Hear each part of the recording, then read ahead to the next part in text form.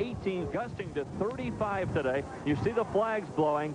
It is gusting here today in Ames. The head coach of the Oklahoma Sooners in his 3rd year, Gary Gibbs, replacing Barry Switzer.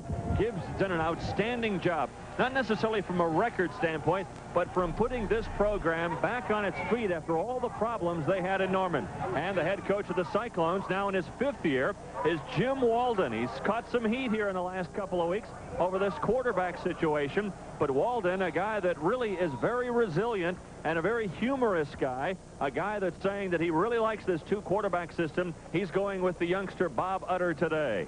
Iowa State won the toss. They deferred to the second half. So kicking off for Iowa State will be Ty Stewart, and the Cyclones will have the wind at their back in the first quarter. Back deep for Oklahoma is Duell Brewer and Otis Taylor. Brewer has it and fumbles it out of bounds at the 10, so the first break goes to Iowa State.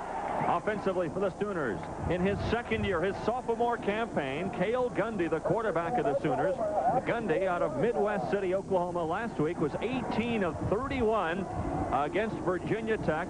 That is a new record for Oklahoma. The 31 attempts and the 18.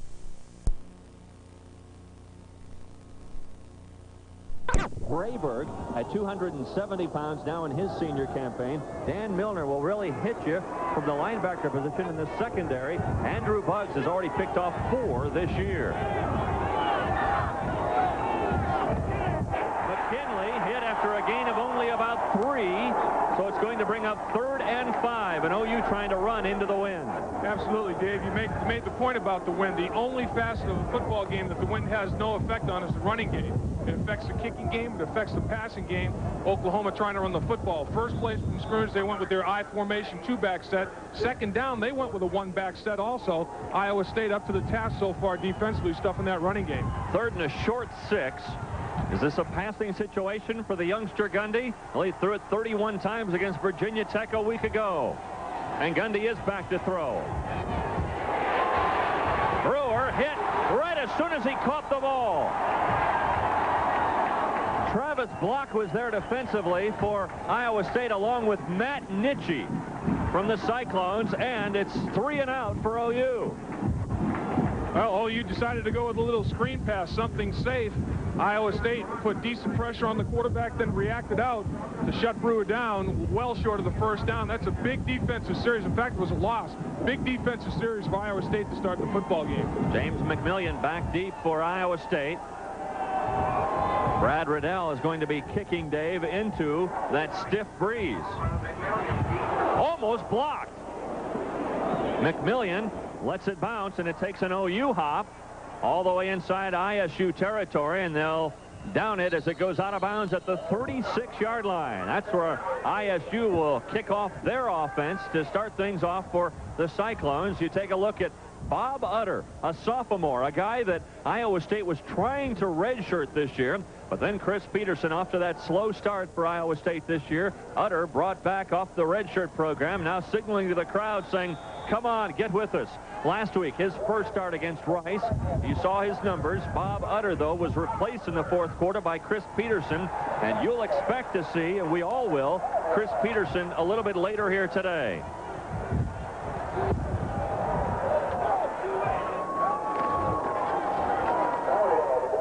Caldwell, not much, and you're not going to get much against this big OU defensive line, and a line that includes some guys that are very huge up front, like Stacy Dillard. Offensively up front for Iowa State, a very big front line, including Lance Keller, who weighs 336 pounds, and Scott Armbrust, now in his junior campaign out of Omaha, at 278. They average almost 300, that front line. Sundiata Patterson in his junior campaign out of Detroit, the fullback. They're going to use a lot of 1-back situations, though, for Iowa State here today. And in motion goes Caldwell. A little quick hitter out to Caldwell, and he is hit immediately by Oklahoma. Defensive line for the Sooners includes Stacy Dillard, as I mentioned, the senior, 285 pounds. Also look for Corey Mayfield in the middle. Linebacker Joe Bowden, all everything. This guy, all Big 8 from a year ago, and he really plays well against stiff competition. And in the secondary, the Big 8 Defensive Player of the Week, Darnell Walker, picked off a couple last week, has 3 interceptions this year. And Iowa State, Dave, finds themselves in a passing situation, 3rd and long, and Oklahoma has already intercepted 13 passes this season. That's got to be the most in the NCAA. 10 different players, everybody in the secondary and the linebackers have gotten involved picking off the football. 3rd and 6. Sherman Williams in motion. A quick hit and a first down. Lamont Hill. Hill, one of those guys that has changed position. Hill was a tailback to start the year and now at the flanker position, and it's a first down for Iowa State. That was a great call. A nice execution. Good execution up front. Look at the short drop. The quarterback took a 2-step drop. The offensive line had to hold their people right at the line of scrimmage and did so. Found a nice little seam between linebackers and secondary. It's called a pop pass, basically. A nice little pop pass. Lamont Hill received the ball well. Big first down. Lamont Hill starting where he left off against Rice, where he had 5 catches against the Owls last week. Now, Iowa State inside Oklahoma territory. The draw play at Sherman Williams. Hasn't played since the first week of the season, and he picks up 10 on first down. Well, this is the little counter play that everybody in professional and college football is running now. Watch the offside. Watch the right guard and right tackle. 73 and 66 in the red. Pull off of their positions. Pull around the horn. Get their blocks. A nice little running lane to take advantage of. And, boy, Sherman Williams, just ask him, and he responds for a nice run on that one. That's a nice picture that he painted for Iowa State on that play. Yes, it is. You see what he's done this year. He has had an ankle sprain and has not played since that opening game against Illinois, Eastern Illinois. Iowa State winning that game handily. And as you see, a 10-yard gain on first down. And Iowa State starting to run the ball effectively. That's what they've wanted to do here today. And I think a good call to go with the counter action. Oklahoma's linebackers are so active, Dave. If you start them in one direction and then counter back, give them a misdirection step and counter back, you get them going the wrong way. They're very active and they want to pursue well. OU defensively, look what they've done against the rush. Now, also in that, think about the pass. Oklahoma's picked off 13 this year, so they're tough on both sides of that. Williams in motion. Hutter looking for him, and look out. He was looking for Sherman Williams, and he did not see the defense coming for Oklahoma. Corey Mayfield coming up to make the big sack. Oh, this was supposed to be a quick step, a 3-step drop, get rid of the football quickly. Once Utter had to pull the football down, Oklahoma did a good job in coverage. Once again, look, quick set. Once he pulls it down right here, he's done. Good coverage, no place to go with the football. Might have been a wiser decision just to throw it away rather than take the sack, because now you find yourself in 2nd and 17 as opposed to 2nd and 10. For Mayfield, his first quarterback sack of the year. Williams again in motion. Straight back with time. Hutter now running. And look out. Nowhere to go. Boy, did OU close in a hurry. That's absolutely, Dave. They've got great team speed. And we talk every week about once you're blocked, a great defensive player does not stay blocked. He works away from that collision, separates from the block, and pursues to the play. Oklahoma, as a group, will pursue inside out, outside in. They fly around the football field. They're a great defensive pursuit team. You take a look at Reggie Barnes, a junior, and we were talking to Gibbs last night, Dave, and he really likes Reggie Barnes. Even though he's only 6'1", 218, he is everywhere defensively. He said he's a big-time player making the big plays, and that's what you have to have defensively. Now 3rd and 17 for Iowa State. On the option, and Utter just ran right into an OU defender. And getting up off the pile is Joe Bowden for the Sooners. Bowden with a couple of interceptions this year, and a big hit there, his 28th tackle of the year. It's a case Iowa State decided to try to run the option, give Oklahoma a taste of their own medicine, and boy, they took the quarterback away from that situation very well. He was engulfed, completely encapsulated. John Schnorr off into punt for Iowa State. Otis Taylor back deep for Oklahoma. He is back at his own 15. Schnorr will have the wind at his back. He'll try to pooch something down there. And they're going to go ahead and take the 5-yard delay of game penalty to try to give him some more room with which to operate. Absolutely. Obviously, their situation is try to kick the ball out of bounds inside the 20-yard line rather than kick it down the middle with a lot of height to cover. By taking this penalty, you'd think that they're going to try to angle it out of bounds. Take a look at Jim Walden. Here's a man that at one time was so popular here at Iowa State, and I guess it's safe to say that the fan mail that he has gotten in the last week has been less than kind. It is not a kinder, gentler Ames, Iowa right now. A high snap. Schnorr goes up to get it and then kicks it deep. This one, we'll see if it finds the end zone. No, Iowa State will dine it inside the 5. Ben Harvey got down there, and Schnorr pins OU back at the 4-yard line. 8:14 to go in the first quarter. No score between OU and Iowa State.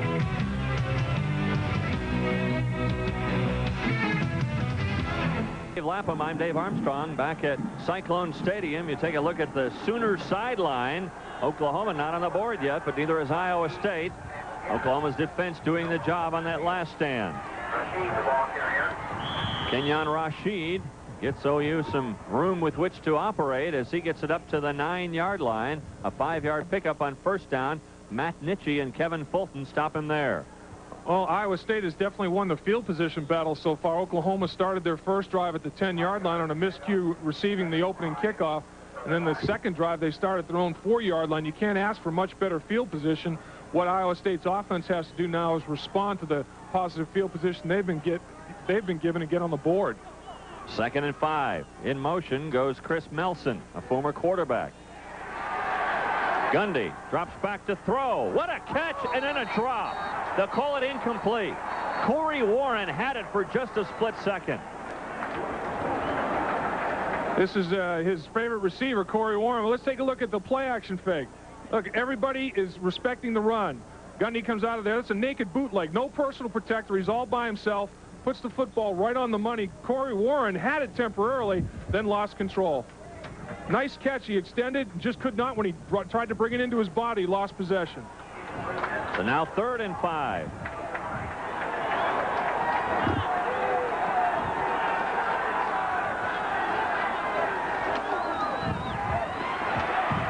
There's Gaddis stretching for the first down. It'll be close. Let's see where they mark it.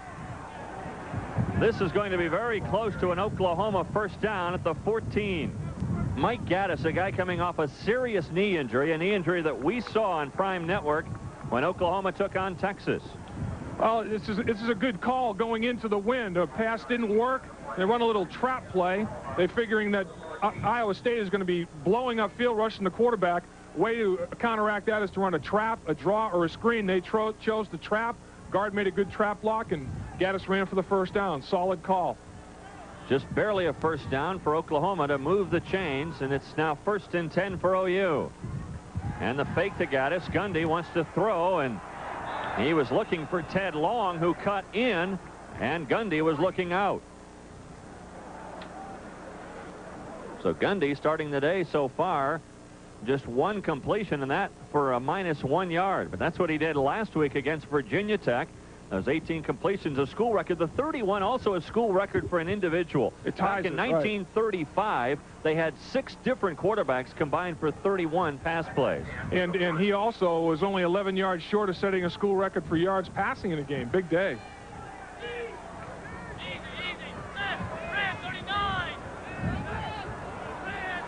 Long count, 2nd and 10. On the option. And beautifully read by number 6, Sean Walker, who came up to nail Gaddis right behind the line of scrimmage. Oh, this is the option defense to the ultimate. You have to get cornerback support on the pitch man. Gundy has to get rid of the ball quickly. Look at Walker. He just flies up there. That's a picture-perfect tackle right there. Look, he got his helmet across the bow. Instead of just arm tackling, he shot his whole helmet across the body, tried to spear the ball with his helmet. That's a solid hit. 6.5 to go in the first quarter. Still no score. And the Sooners faced with 3rd and 11.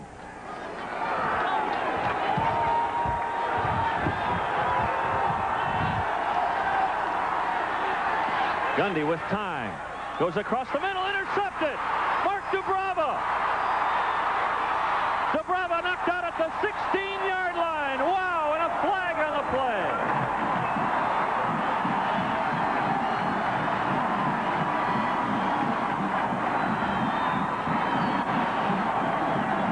Well, Well, Dave, as we think back to the keys, that's one of the keys Coach Gibbs mentioned. Stay away from the turnovers, and on their second possession, they give it up. Interception from quarterback Gundy. His third interception of the year, and a clip called against Iowa State. They'll have the ball, but they'll move it back 15. Right, the clip came post-possession. After the interception, on the return, the clip occurred.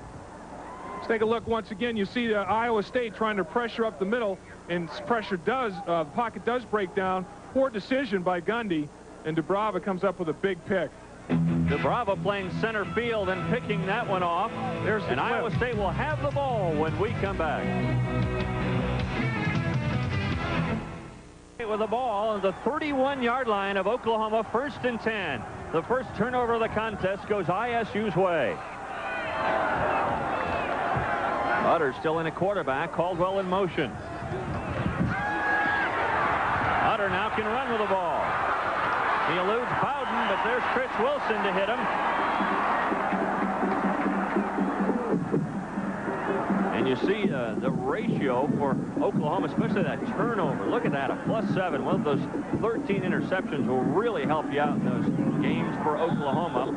And you look at the rushing yards, Iowa State. And now a new quarterback for Iowa State. Chris Peterson not getting the start, but here we are, the second play of the second series, and Peterson in at quarterback.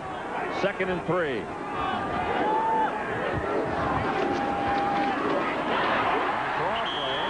There goes Williams, close to a first down at the 21. Oh, nice little move right here. Peterson is a folk hero basically around here. He's the one that won the Oklahoma game last year. Might as well put him in here. You're almost in the red zone, the scoring zone. He can punch the ball in the end zone for you. Gives you that double option of throwing or running the football. Big horse. I mean, the pro scouts are interested in this guy because of his physical stature, and he can get it done on the football field. Peterson going under a lot of pressure in the last couple of weeks, having his starting assignment taken away after Walden called him the quarterback of the conference during the Skywriters tour back in August.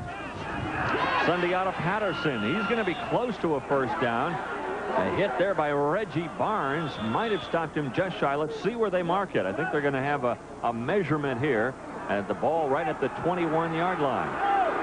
Well, if it is short, and it looks like it may be by the spot here, big decision for Coach Walden early in this football game.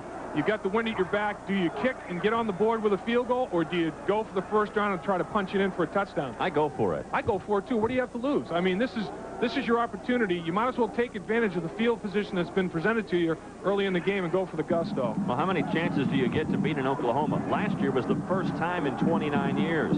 So when you get those chances, you have to take them. I think they're thinking right along with us here. Well, it is 4th down and inches, and Walden not happy with that spot. I like this move, though. Go for it right now. Be a riverboat gambler. Get on the board. Try to break the spirit of Oklahoma early. All right, here we go. 4th and inches for Iowa State. They are going to go for it. And Peterson, remember, he really hurt OU last year with a quarterback draw. Patterson, the lone setback.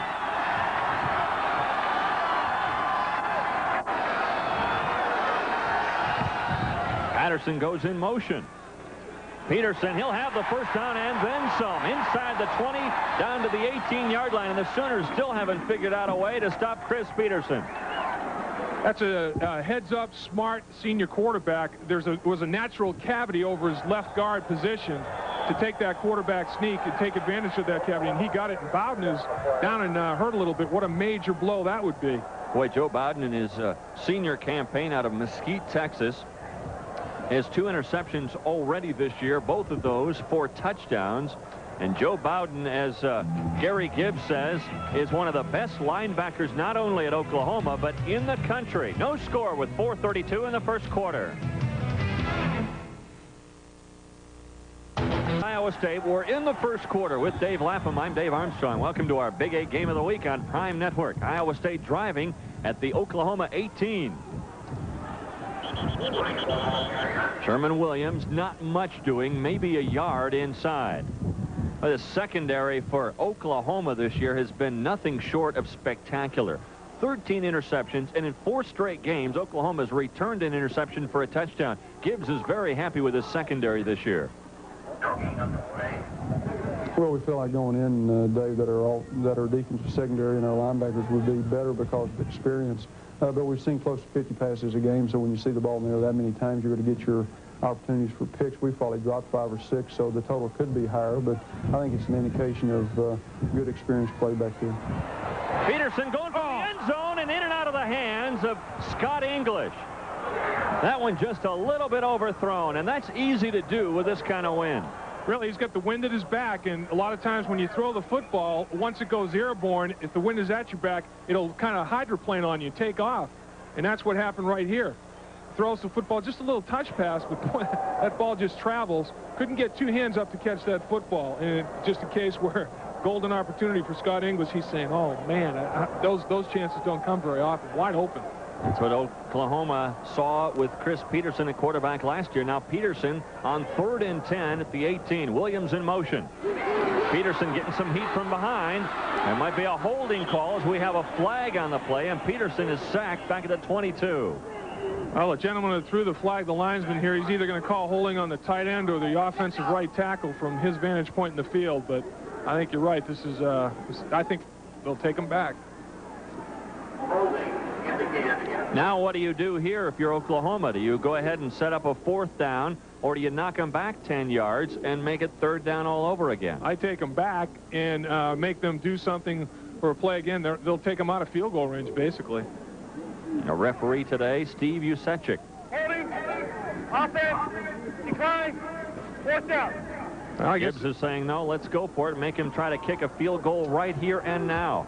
And in comes Ty Stewart for Jim Walden. Ty Stewart, just a freshman who has felt both the thrill of victory and the agony of defeat this year. Last week against Rice, the 40-yard field goal to win it. The week before against Wisconsin, a 33-yarder block.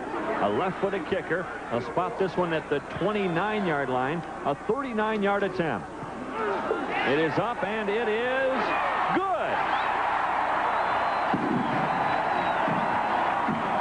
And Iowa State scores first.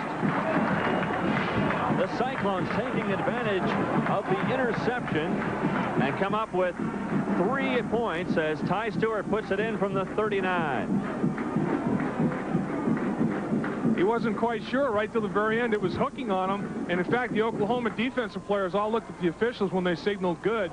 They weren't quite in agreement with that, obviously, but I don't know. I guess a young freshman kicker, Coach Gibbs says, let's see if he can handle the pressure. But if they moved him back 10 yards and they were unsuccessful in that on the play after the penalty, they would have been a 49-yard field goal attempt rather than 39. I think the wind helped him there too, because the wind pushing in not exactly from one end to the other, but sort of a crosswind right now. And I think the wind pushed that ball through the goalpost. And the wind, as we said, affects all facets of the game other than the running game. The kickers have to try to account for the wind. I mean, that's a factor. They have to put the ball out maybe a little bit further left if they have a hook, play it out, play the wind a little bit. Like if you're playing golf, you have to play the wind. I mean, that's a tough deal. Punters have to do the same thing. The only facet of the game that's not affected by wind is the running game.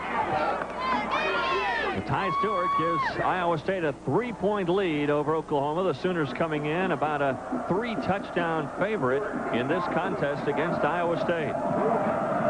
Remember, Iowa State still with the wind mostly at their back here in the first quarter, and the ball blows off the tee. Now, they call this Cyclone Stadium, and I think it's aptly named. It feels like a cyclone blowing through here today. And you saw that football as it rolled off the tee. The wind caught it from behind and rolled it about 7 or 8 yards downfield. You almost have to run to catch up to it. You know, and Walden was saying, well, why not use this to our advantage? We're going to become a team that loves the wind because we get to play in it all the time. Ball again blows off the tee. Now they'll bring someone in. And the first orange comes out on the field. An Orange Bowl bid, perhaps, for Iowa State? Boy, some optimistic fans here in Ames. How quickly they turned. They were so upset with Jim Walden earlier. Now they're leading OU 3-0, and the oranges come out. That's right. The Big 8 opener, you got a lead on the favorite. Why not? Let the oranges fly, huh? A high end-over-end kick taken by Brewer at the 10. Brewer fighting his way outside the 25, knocked out of bounds at the 26-yard line. And this is the best field position now for OU and Cale Gundy. Gundy now just in his sophomore campaign, and Gibbs really likes his young quarterback. Well, obviously, Cale Gundy's played very well for us the last 2 ball games. He's thrown the ball extremely well. He's made a lot of critical decisions during the course of the ball game as far as checks. He's a young player who played well for us as a pure freshman. He's someone who we count on heavily as far as directing our offense, and he's no question in our mind a key component in our offensive structure. You know, Dave, Gibbs talks about Gundy doing a good job on the checks. What's he mean there? He's talking about audibilizations at the line of scrimmage based on what a defense gives the offense. Brewer, the ball carrier, not much doing. Hit first by Malcolm Goodwin. And Brewer looks to be hurt a little bit. He's grabbing that right knee. Oh, boy, another knee injury perhaps for Oklahoma. This is all they need. They had to suffer through 2 years with Mike Gaddis in the knee injury, and let's hope this is nothing serious for Dewell Brewer. Very durable running back. That was his trademark. Let's take a look and see if we can see where the injury occurred. Just he's got a lead block, taking him to the out, turns it up inside. As he's stacked up and the bodies come piling in, it just looks like he got twisted a little bit. Maybe just twisted that knee in the pile. I'm not sure. I don't think that the severity of the damage will be, did he have his foot planted, the injured foot planted when everybody torqued his leg and fell on top of him? Well, that's going to be the key. Hopefully it's nothing serious. Well, you hate to see anything like this, and I think you see more and more of the stadiums going back to the natural grass for the reason of this kind of an injury. Usually if it's something really serious, they bring the stretchers out, they immobilize it a lot, and it looks like he's already putting a little bit of pressure back on that right leg. Let's hope he's okay. We'll keep you posted, and we'll try to get an update for you on the exact injury status of Dewell Brewer. You mentioned checks earlier, Dave, before the injury to Brewer. Now, in the huddle, the quarterback will give his teammates 2 plays. Say we're going to run this or run that play. When we get to the line of scrimmage, I'll identify the defense and listen to my cadence, and I'll give you a cue word in the cadence that tells you which play I'm going to run. That's called a check with me. Pickup of 2 on first down by Brewer. Gundy wants to throw, and he has his receiver out at the 40-yard line. The ball caught there by Tink Collins, also a former quarterback. You look at OU, and they have so many of these guys as they have switched over from their wishbone attack. Guys like Tink Collins and Chris Melson, former quarterbacks, now playing at split end. And this is the pass off the option. Fullback dive, takes it out of his belly. You see the pitch man go downfield. Another option off of the actual option run is to throw, which they did there. Now the pitch out to Gaddis. He's got some room to run. Gaddis in open field inside the 50 and goes into Iowa State territory at the 46-yard line. A first down, and Gaddis now the lone tailback for Oklahoma. Ernest Williams back home in Norman with an injury. And look at that left knee. You see a big knee brace there. Well, the reason was he got injured last year. Severe knee injury. And a lot of people thought that he would be a Heisman candidate before that injury, and now they're checking Brewer's right knee out, and by the facial expressions, obviously he's not real pleased with things. I'm not sure if that's a knee or the ankle now. We'll have to get another look at that. Gaddis again. Look at that move. Gaddis, and Gibbs says his knee is fine. He's back to 100% again physically, and you would guess that to be true after seeing this move. Gaddis is he's getting back to where he needs to be, and this is just man blocking. Everybody just lining up, trying to take the man in front of them off the line of scrimmage and give Gaddis a little bit of a crease.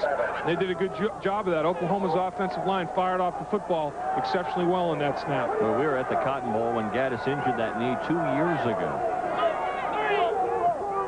And a long, painful rehab process for Gaddis. McKinley tries to cut back inside. Not much doing there, but probably enough there for the ball to get down to the 36-yard line, and it's going to bring up perhaps a third down or maybe a first down. We'll see where they mark it. I think they're going to look at it now. That's one thing that Oklahoma, of course, has done exceptionally well over the years, is run the football. This year they're averaging over 280 yards a game on the ground, which places them number 6 in the nation. And on first down, they've been so effective, Dave. They've been averaging over 6 yards per attempt on first down. And that's where Iowa State's been doing a good job today, getting Oklahoma into the second and third and longs because of the job they've been doing on first down. Well, last week, Virginia Tech, though, held OU to under 200-yard rushing. 145. They played that 8-man front. They stacked the line of scrimmage with 8 men and dared them to throw the football. They said, if you're going to beat us, Gundy's going to have to be the man to beat us, and he did. He responded. 18 completion, school record. He completed 9 in a row in the football game, and they beat Virginia Tech. Gundy's had 1 picked off here today, though.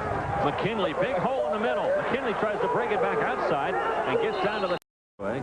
And Walden saying, I don't care how it turns out as long as we get to keep the ball. It looks like, by Coach Walden's body language, it looks like both penalties are against Oklahoma, and he says, we'll take the bigger of the two. We'll take the one to our advantage. Doesn't look like he's upset about what's being discussed, and he's within earshot of the whole thing.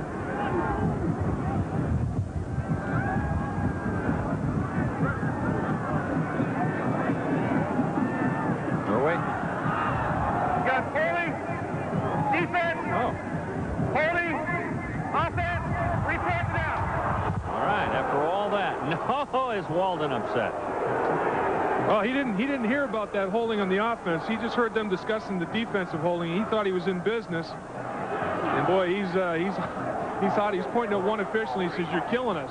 You're killing us with all these offensive holding calls with our offensive line." He thought he had holding against Oklahoma in two different spots. He thought he might have had an outside linebacker and somebody in the secondary. He thought somebody was holding his receiver coming off the line of scrimmage, and then further downfield he was held again. So you say you want to be a football coach? Yeah, right. Well, that offensive line is doing a good job of trying to give him some separation. Right now, we can't. I didn't see any of the holding that was going on. Obviously, the holding incurred upfield a lot further. Mike Coates grabbed the receiver as he was working his way downfield. But the holding up in the offensive line, I didn't really see a whole lot of it going on. Walden telling his staff, all right, back off. Let me be the one to be our spokesman here. Now, what he might be mad about is the officials may have confused the numbers, might have confused the numbers with which team. That's happened before. Now, they're still trying to sort this out. It's taken a long time here to figure out exactly what the call is going to be. I think Iowa State, you were right, Dave. They thought all the penalties were going to be against Oklahoma. Right. And all of a sudden, they came out with this offsetting announcement, and it really offset Walden. Big time. We got holding on the defense, 10-yard penalty. All right, now they get it to where Walden will be happy. Yeah. I wonder if the other sideline, now wait a minute, Gibbs is going to say, hold on, come here, wait a minute, time out, I want to talk this one over. Let's chat a little bit. I'll tell you, I like this guy's calm, though. I mean, he does not get rattled at all. It's being explained to him, and he's listening very intently. Let's see if he explodes after the whole explanation. I don't think enough can be said about the job Gibbs has done. Not only, I mean, here they are, Sooners ranked back in the top 10 nationally again, but just the way that he has turned this program around from a public image standpoint has been truly amazing in just 3 short years. He's a class act. I mean, I bet he's a very effective recruiter, Dave, because he's almost a contemporary. I mean, he played the game in the early to mid 70s. It's not like he can relate to these college athletes very, very effectively. Well, it's 1st and 10 now for Iowa State inside Oklahoma territory at the 45. Caldwell not getting much against a Sooner defense that doesn't allow much on the ground. Reggie Barnes and Mike Coates there defensively. Let's take a look at Reggie Barnes here, number 40 in the white jersey. See how he reacts. He absorbs the blocking off the line of scrimmage, throws it away, gets involved in the tackle. That's one of those. I'm not sure they're going to give him credit for an assist on that or not, because both of his teammates, that was just like falling on the pile. I've seen him make a lot better plays than that. No gain on the play. 2nd and 10. Caldwell in motion. Utter standing back, wants to throw. Now unloads and a flag on the play. The pass is caught by Chris Spencer. It's to the 30, a first down for Iowa State, but hold everything. There may be a hold on the Cyclones. I think it is. I think they're going to call Paul Schulte. He was locked up with Reggie Barnes. I think they're going to call the tight end for holding in his pass protection. Barnes got the late penetration after defeating the block by Schulte. That is a hold against Iowa State, so bring it all back. Let's see if we can see the hold. It'll be on the left of the screen. The offensive lineman working here, but number 91 in the the tight end, he's on the ground right now getting off his knees. I think he might have been the person that was called for the holding. He was working against Barnes. Also, we had a case of looks like Lance Keller was there as well. Offense. Repeat, second out. Well, he had his hands outside the framework of the body, but that's tough. The guy that made the call was the line judge, and the umpire would make the call probably on that tackle. He looks at the end guy on the line of scrimmage, and that time it was the tight end who was involved in the pass blocking, slow blocking. Paul Schulte was blocking on that defensive end, our man Barnes. He is a load. Quick. Well, you see now the penalties really catching up to the Cyclones. 2nd and 20. The ball back on their own 44. Utter, look out. Now he just gets rid of it and almost picked off. Jason Belzer was coming up, and another flag on the play. This one might be something going against Oklahoma's defense as they hit Utter hard after he released the ball. Is it another hold, or we have roughing the quarterback? Yeah, that's a personal foul against Oklahoma. That's an automatic first down, roughing the quarterback. And Utter went over to the sidelines. I'm not sure he can continue. Watch the hit on Utter.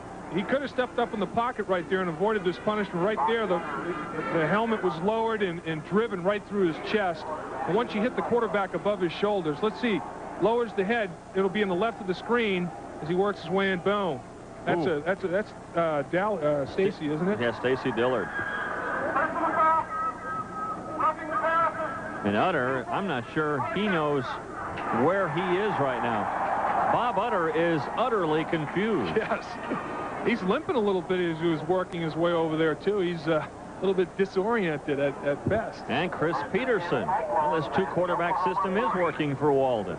Peterson comes off the bench now. And it's 1st and 10 Cyclones at the 40-yard line. In motion goes Hill. Quick hitter inside to Spencer. He's got some room. Spencer down to the 12.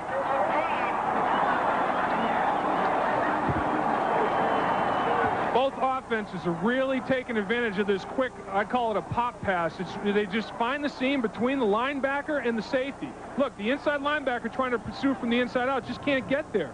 And the pass splits the two defenders very effectively, and it's almost off to the races.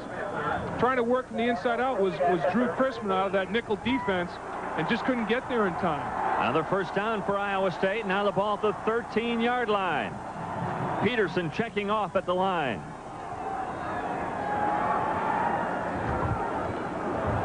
Caldwell, no, nothing doing there. In fact, the loss of a couple.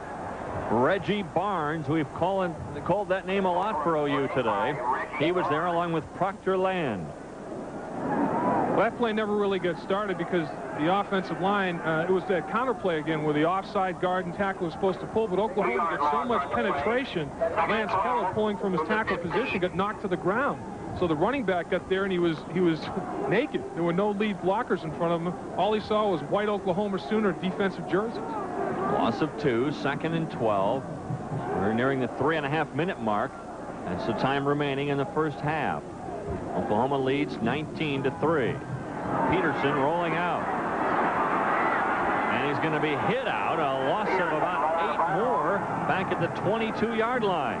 Iowa State also already now trying to get into the end zone, but now they're going in reverse. Mike Coates and Jason Belzer forced him out there. Well, Peterson had nowhere to go with the football, was trying to buy as much time as he possibly could. Let's take a look at as he rolls out. Let's take a look at the linebacker's reaction. Right now, he's saying to himself, is he going to run or is he going to throw? What's he going to do? And Mike Coates, pursuing from the inside out, gets involved. And he says, well, obviously, he's committed to run the football, and I'm going to take care of it. Now it's 3rd and 20. Ball back at the 22-yard line. Hill in motion again. Peterson hits it on the flat. That's Caldwell. Caldwell catches it and gets it inside the 12. They'll mark it around the 11-yard line. Darnell Walker hit him out there. Clock stops with 3:18 to go, and the field goal unit will come out for Iowa State. Well, once again, Peterson has nowhere to go with the football but to the perimeter, and this makes it a lot more makeable field goal. I mean, you know, it's a case where if you can't get the ball in the end zone, at least get it in a scenario where your place never has an opportunity. And that 10 yards that was generated right there makes it a lot less pressure on the place. Stewart now 6 of 9 this year. This one from 29 yards. It is up, and it looks good from here, and it is good. 2 field goals by Ty Stewart, and Iowa State gets back on the board again, but Oklahoma still leading big 19-6 here in the first half. But a good ball game in Ames, Iowa. It is a good football game. The Oklahoma defense once again holds it to a field goal situation. This was the problem that the Cyclones had offensively against Wisconsin earlier in the year. 7-6 loss.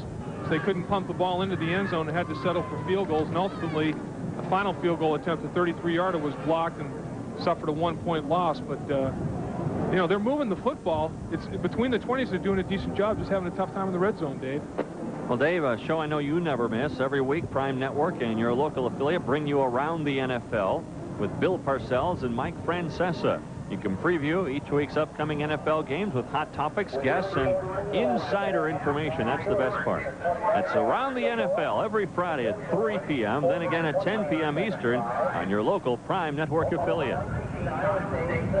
Jim Walden, who really went through the whole gamut of emotions on that drive, didn't he? The joy, the delight, and also he was really dismayed over some calls and dismayed also at his team going in reverse when he got back to the 13. Well, he was fighting for his team. The officials obviously made a mistake in that offsetting holding situation, and we said earlier that he's pretty happy. Both holds are going against Oklahoma, and when they didn't, well, he made sure you get that rectified. Well, one of the things that Iowa State accomplished in this drive, besides the field goal by Stewart, they kept that Oklahoma offense off the field for 4 minutes and 34 seconds. 11-play drive against an Oklahoma defense is not too shabby an effort.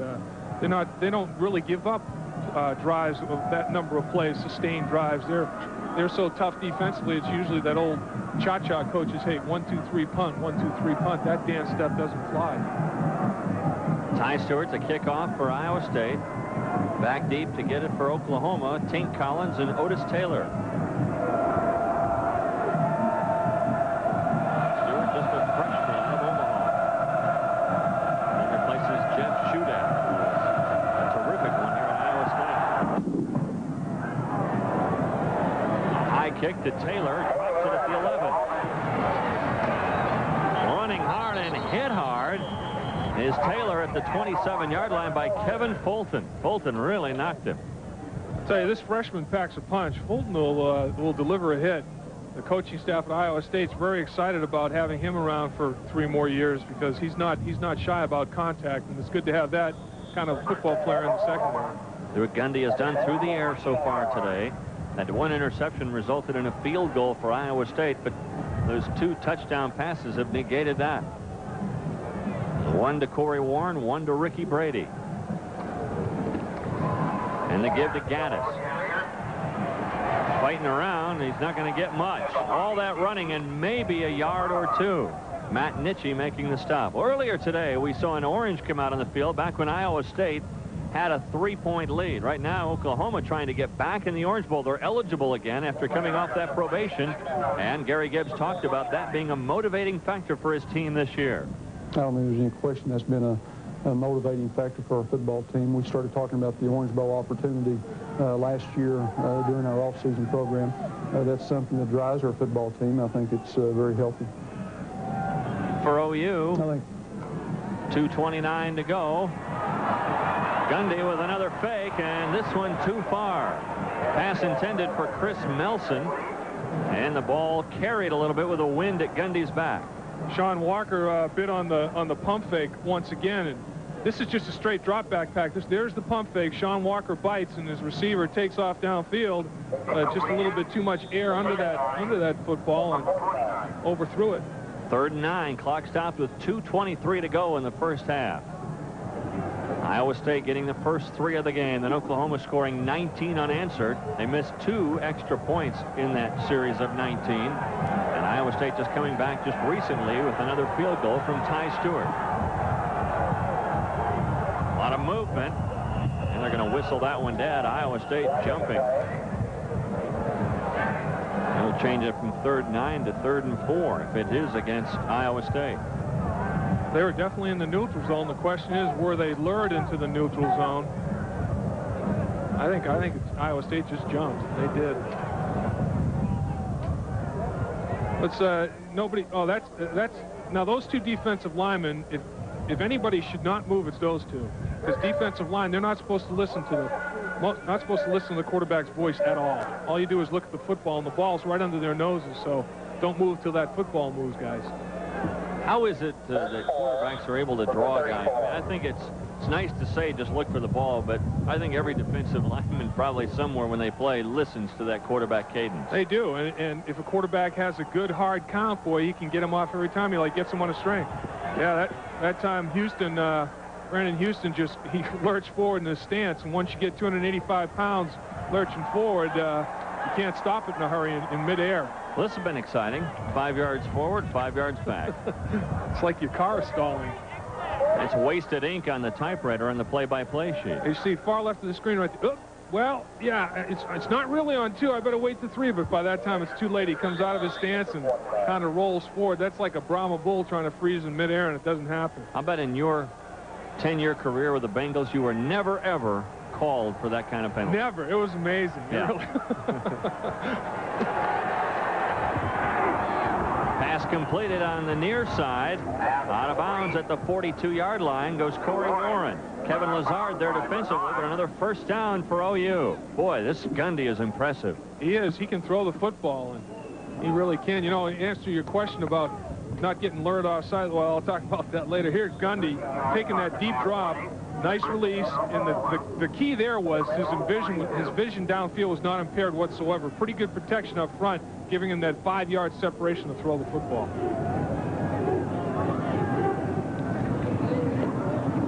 Gaddis had a little bit of a hole, and it's sealed by Iowa State at the 47-yard line.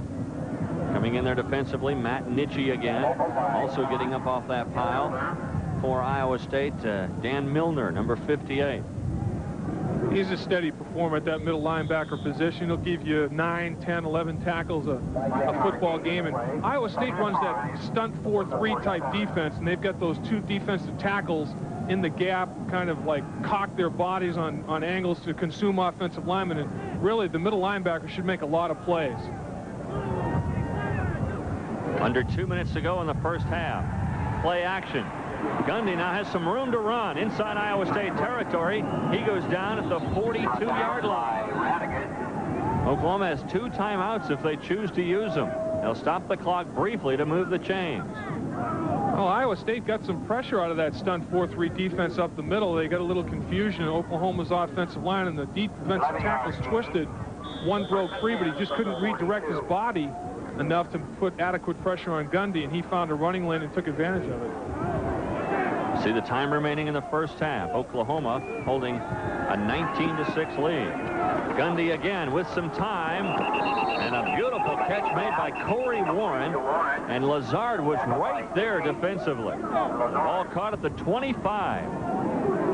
Well, Corey Warren is Gundy's favorite receiver. They're both sophomores, and he coming into today, he had 10 catches for 122 yards, and he's added to that this afternoon. Great protection, and that's a courageous effort right there. He knew the defender was down at his legs, and that's the kind of thing where you get your legs cut out from under you and you hit right on the back of your head when you come to the ground. 1 minute to go in the first half. In motion goes long. Gundy is going to be sacked behind the line of scrimmage. Big play defensively there by Radigan. Larry Radigan in his senior campaign out of Council Bluffs comes in and sacks Gundy behind the line, and a timeout taken by Oklahoma. They have 1 remaining now. Oklahoma calls a timeout with 49 seconds to go. Radigan came. All he did was just take his pass rush, and pulling guard, they tried to run a play-action pass, and the pulling guard, Jeff Ressler, just never had a shot at him. Radigan just got upfield, got the penetration, and got the sack. Now, Radigan moved from linebacker to defensive end for this game due to injury day, and the biggest adjustment for him was rushing the quarterback every snap instead of dropping back in pass coverage, and that time he was very successful putting the heat on Gundy. That moves the ball back to the 32. It might also have taken Oklahoma out of field goal range. It'd be a long effort now to be about a 50-yarder. Well, they do have some wind, not necessarily right at their back, but sort of at their back for the freshmen. You look right now, they're working on that snap. That's something they've had trouble with on a couple of extra point attempts. Right. You know, you take for granted there are 3 components to successful place kicking: snap, hold, and kick. And any one of the 3 if any one of the 3 is disjointed, it's an unsuccessful effort. I'll tell you, an accurate, consistent deep snapper is worth his weight in gold. There are many guys that made a big living in the NFL doing nothing but deep snapping. You were playing center some in your career. Did you ever deep snap? Were you good at that? No, I never did learn that, and I really should have. And I recommend to any offensive lineman, if you can play any more than one position, make sure that you involve deep snapping. It can be really beneficial to your career. 2nd and 17 now for OU at the 32. Again, movement, and now I think it's going to be against Oklahoma. It looks like Jeff Ressler came up out of his three-point stance. This is going to be an interesting one. Randy Wallace saw them jump, and he tried to snap the football to catch him in the neutral zone. Well, there's no whistle, no flag on the play. Now they say, let's get the clock rolling. Huh. That's a strange one. That's a do, huh? It's like when you're playing touch football in your backyard. Gundy feeling pressure again. Rolls out, went out of bounds. Pass caught by Joey Mickey, but out of bounds, and the clock stops with 27 seconds to go. I've never seen the play prior to this, but you see, look, you got to get at least 1 foot in bounds. Look, the heel comes down, out of bounds, does not count. You have to have 1 foot in bounds for it to be a successful catch in college football. And that heel came down out of bounds. Right. If he was deft enough just to land on his toe, he could have gotten away with it. That's right. That was one of the bigger type receivers. That was tight end Joey Mickey. 269 pounds. Tough to come down on your toes when you weigh 270. Right. You might break it. That's right. 4th down. Oklahoma's going to go for it here. Gundy wants to put it up in the end zone, and it is incomplete. Sean Walker was there defensively on Ted Long, and Long is upset. Long says, wait a minute. Walker really bumped me. But Walker is contending that I went for the ball. That's right. He has the right to the football, and he has a right to a spot on the football field, and Long and he are going for the football. It's not a case the defensive back has better position to get at the football at that juncture than Long does. So really, no real beef there. Yeah, Gundy and Long trying to get their signals straight here. 22 seconds to go. Let's see what Iowa State chooses to do here before we head to the locker room. And if Chris Peterson chooses to throw here, he's going to have to throw into a stiff breeze. Caldwell goes in motion. Looks like Iowa State does want to throw. Barnes is really chasing Peterson. I think Peterson heard those footsteps, says, I'm getting out of here. I'm going down. He did realize that he was there as he turned to throw back across the field. That was going to be a throwback pass, but Barnes, man, he had those jackhammer feet moving. That is good speed for a defensive end. Well, that's going to do it. Iowa State scores the first 3, but it's all Oklahoma pretty much from there. Oklahoma with 19 straight. 2 field goals for Stewart is all that Iowa State could manage. 3 touchdowns for Oklahoma. 2 touchdown passes from Cale Gundy. It all translates to a 19-6 lead for Oklahoma. 19-6 with yard line. OU's offense starting to kick into gear. Matt Nitchie finally brings him down, but another first down for the Sooners. Well, the first option that the quarterback has on the option play is the fullback dive. And if they're going to be able to run the fullback dive north and south McKinley like this, they're in trouble. Look at Iowa State getting knocked off the football. I mean, they were on skates going backwards. You give a guy a quarter for a ride like that in an amusement park. 1st and 10. The ball spotted at the 19. Gaddis again. Nice move to elude the tackle. It looked like the driver was coming up to try to make the hit. Gaddis put quite a move on him to get down to the 11. The old limp leg. Give him the leg and take it away. And Dubrava, he led the Big 8 from the secondary standpoint in tackles. Sure tackler, not that time. Gaddis gave him that leg, took it away, and Dubrava was out into space, a little bit out of control. So it's 2nd and 2 now for OU at the 11. Sooners trailing 3-0. The closing seconds of the first quarter. 21 seconds to go in the first stanza. In motion goes Melson. Gaddis again. Gaddis with Brewer on the sidelines, injured, is picking up huge yardage for Oklahoma and gets it inside the 10 down to the 7-yard line. We just mentioned how successful Iowa State had been on first down. Well, 2 consecutive first downs. One was McKinley's big run for about 15 yards when he rumbled up the middle. Then Gaddis on that series, first down, picked up 8 yards. So here we go with a 1st and goal at the 7-yard line. Iowa State fell down a little bit with the job they were doing on 1st down. Now they're going to let the quarter run out here. So Oklahoma will have 1st and goal at the 7. But Oklahoma trailing Iowa State after the first 15 minutes of play. The Cyclones on a 39-yard field goal from Ty Stewart lead the 5th-ranked Sooners 3-0.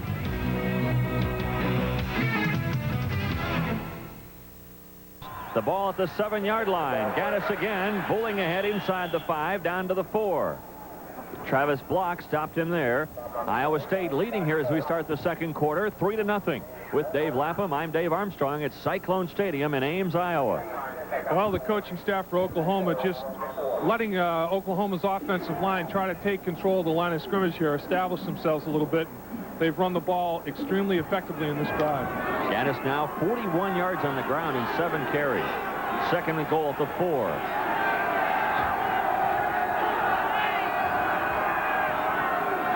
Gundy audibleizing at the line. On the option, Gundy looking for the end zone. He won't make it. Malcolm Goodwin stopped him at the 2. Well, that's a sure tackle right there. You talk about wrapping your arms up. Goodwin did a fantastic job of that. And he's one of the inside linebackers, the middle linebackers that are giving them big 8 type play. Look at this effort right here. Boom. Across, reaches, wraps around the waist where the quarterback bends and takes him right to the turf. And they're getting good play out of their middle linebackers, Dan Milner and Malcolm Goodwin. Number 40, Malcolm Goodwin, played in the shadows of Cyclone Stadium at Ames High. 3rd and goal at the 2.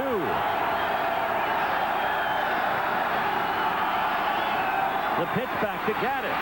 Touchdown Sooners. He walked into the end zone, and Oklahoma takes their first lead of the game. That's some great blocking up front by the Oklahoma right side of the offensive line, walling everything off. Just a straight pitch. Everything was walled off to the point there was no inside-out pursuit. Look, here's the stunt 4-3. Linebacker Milner trying to pursue the guard, picks him up. Everything's walled off. A tremendous lane for Gaddis to cut back into. And he found himself about 5 yards deep in the end zone before he had a finger laid on him. Joey Mickey, the tight end, also a good block inside there for Oklahoma as Gaddis scores his 3rd touchdown of the year. That one no good. Scott Blanton comes on for the point after, and it's no good. It was blocked. Somebody got a hand on it. Good penetration up front from Iowa State. Deflected the thing. But Mike Gaddis gets the Sooners on the board, and they lead now by 3, 6-3 over Iowa State. 6-3 our score. Oklahoma with a touchdown, but they failed to convert the extra point. Little penetration. Somebody got a little hand on it. You can see the ball is deflected. It just has a funny waggle to it. Somebody got a hand on it to deflect it a little bit. Oh, no, he dropped it. The ball was dropped. Nobody ever blocked it. The snap was just dropped. I thought it was penetration up the side by Matt Nitschke that might have caused a little bit of a deflection there. But no, that was a futile effort on the snap, hold, and kick. Bad hold for OU, but they still hold a 3-point lead at 6-3. Just the start of things. Whoa, look out. Yeah, this looks like Lucy was out there. The invisible Lucy taking the ball off the tee from Charlie Brown. The wind, she's a-blowing here. Yeah. This is a wind tunnel. Well, it's 6-3 now. I was just going to ask you, is the wind having an impact on the score here today? Do you think it's going to be more of a defensive game? I think it is. I think the wind is a huge factor. Joel Brewer going off on a cart. This is not a fun ride for anybody in football. Sure isn't. Knee injuries or ankle injuries are tough to deal with. Blanton will boom this one into the end zone and through, and Iowa State will start on the 20. As we take a look at Joel Brewer going off for Oklahoma. A very sad face on the Joel Brewer and the trainers for Oklahoma. And you can see that he had a knee immobilizer on his leg. It's not his ankle, it is his knee. When he went down, he grabbed that right knee right away, and that is where the injury is. We'll try to get you an update on how how serious that knee injury is to Brewer if we can. You see Oklahoma only 74 yards in 11 plays. Gaddis the bulk of the work, and he goes in from the 2 in 4:47, and Oklahoma leads by 3. Bob Utter back in at quarterback for Iowa State. In motion goes Caldwell. Utter with a quick hitter that's incomplete to Paul Schulte, the tight end. Well, that was the play, remember, in the first drive that Iowa State executed to Lamont Hill to generate a first down. Same type of play. Formation varied a little bit, different receiver, but this time unsuccessfully. You know, we talked with Jim Walden yesterday about Bob Utter, his sophomore quarterback, and he says he's got the guts of a riverboat gambler. He's feisty. Everybody says, how does he compare talent-wise with Chris Peterson? He's smaller, more slightly built, but has as good a tool. Chris is 6'2½", 215 pounds. Bobby Utter's 5'11", barely. Weighs 180 pounds. He makes up for the size with confidence, and he's got just as good a passing tools and quarterback tools as Pete does. Utter throws it long and almost intercepted by Terry Ray. That would have been the 14th interception for OU. In a conversation we had with Coach Gibbs yesterday, he said, yeah, we've had 13 interceptions, but we dropped about 5 or 6 others. And this goes into the category of an interception that was dropped. Great protection. Utter just fires that football as far as he can downfield, double coverage, and it should have been picked. Fortunate that it wasn't. Oklahoma should have had that interception. Terry Ray is a little bit disappointed with himself right now. To put their 13 interceptions in perspective, the team record for the year is 26. Right. They have 13 already. By 10 different people. The draw play goes nowhere. Sherman Williams stopped, and now it's 3 and out for Iowa State, and the tide is turned. That's the thing that amazes me is 13 interceptions is incredible, and they've been shutting the running game down so much, and people have had to throw the football, so they've been throwing the football about 50 times a game. But Oklahoma's been playing backup people because of the scores of the game. Even the backup people, Dave, are picking the football off. 10 different guys. That is incredible. Otis Taylor back to get the punt of John Schnorr, who's to kick into the breeze now. The last time that 45-yarder pinned OU back on the 4.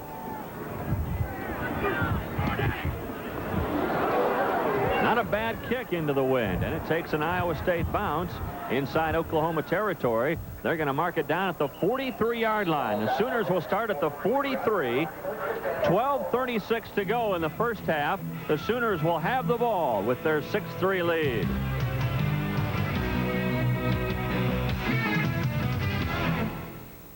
Oklahoma, Freudian slip, I guess. Mike, his older brother who played at Oklahoma State. The pitch back to Gaddis. And hit hard by Lazard. Lazard, who recovered an onside kick in the closing moments against Rice last week that allowed Iowa State to go on and beat the Owls. Watch the move that Gaddis makes on Kevin Fulton. Kevin Fulton could have him for a 5-yard loss. Here's the pitch. Fulton comes up and just can't make the play, but Lazard comes up and makes a short tackle. That's a teeth jar right there. You better make sure your fillings are still all tightly in place. Lazard, just a sophomore. It's a young Iowa State team. Sure is. There's only, offensively, Iowa State only plays 1 senior in the starting role.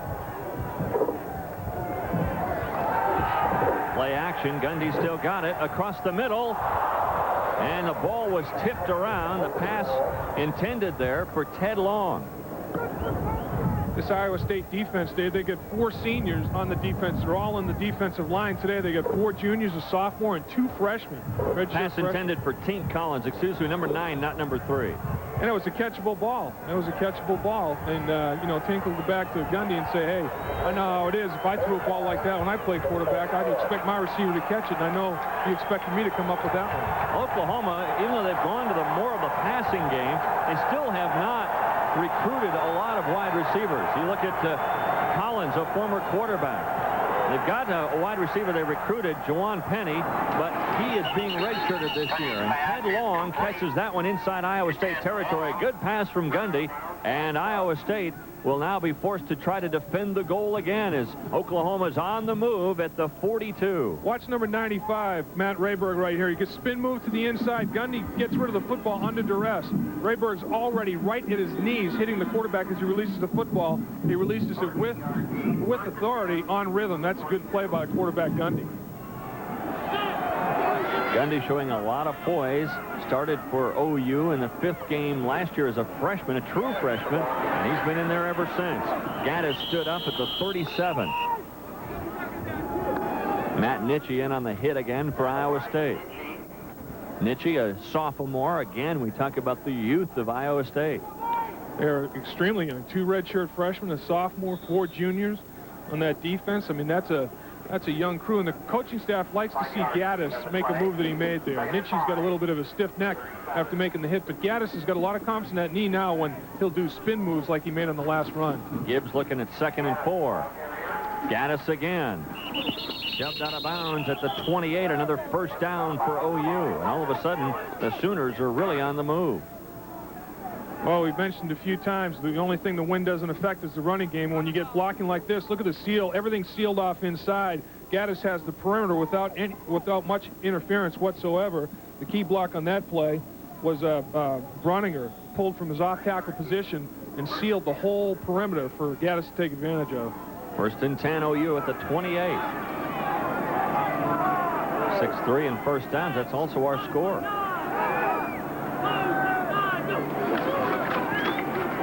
Kenyon Rashid missed a couple up the middle. That's about it. Rayberg was there. Nitchie was also in on the stop. The guy who really messed things up was Travis Block. As his guard pulled in front of him, he just penetrated, knocked the guard down to the ground. The running back ran up his back. Number 65 there in the red jersey. Travis Block is the guy that got the penetration that kind of discombobulated the whole play from the word go. 2nd and 9. 10:30 left to go in the first half. 6-3 Sooners. Straight back for Gundy. Out to Gaddis. Gaddis is hit hard at the 15 and flags come in. Malcolm Goodwin was there defensively along with Kevin Fulton for Iowa State. The only thing I can think of is a lineman get downfield a little too early in this screen pass. It may have been an ineligible receiver downfield once he released, but there were 2 flags that were thrown, so we may have 2 infractions here.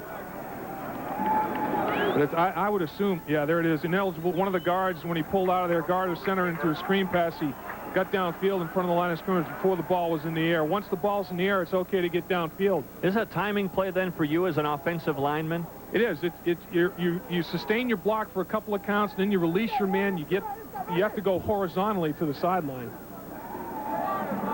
Ineligible, downfield, against the offense, 5-yard penalty, repeat 2nd down.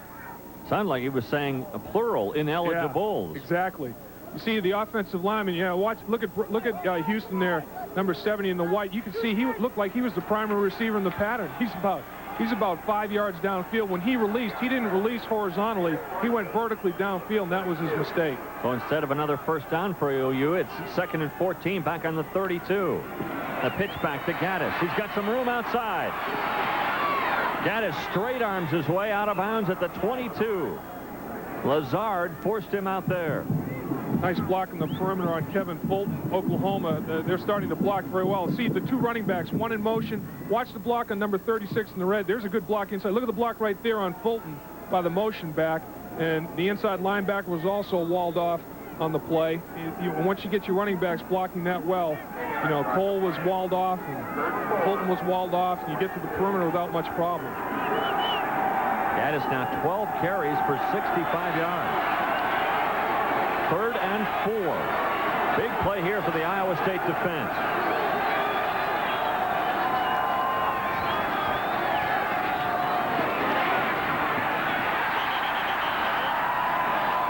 Radigan making a big stop on Gaddis, and it's going to be close to a first down. Again, we'll have to wait for the spot.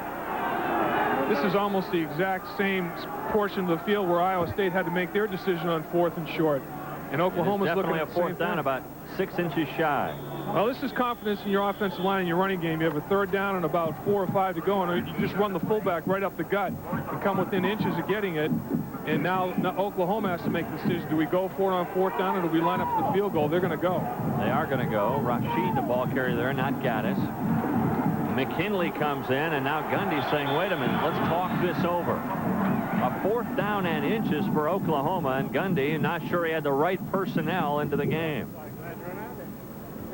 So the first time out for OU this half with 9:37 to go in the first half of play, with Oklahoma leading 6-3.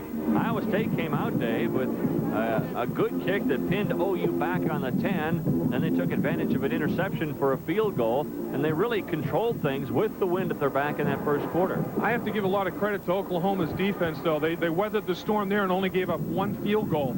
And the field position that their offense had and not able to do much with it put a lot of pressure on the Oklahoma defense. Instead of crumbling, they bowed their backs and made Iowa State earn everything. And basically, out of all that bad field position, they only gave up 3 points. You look at Robin Ross, the defensive coordinator, and this is how the teams stack up, both offensively and defensively.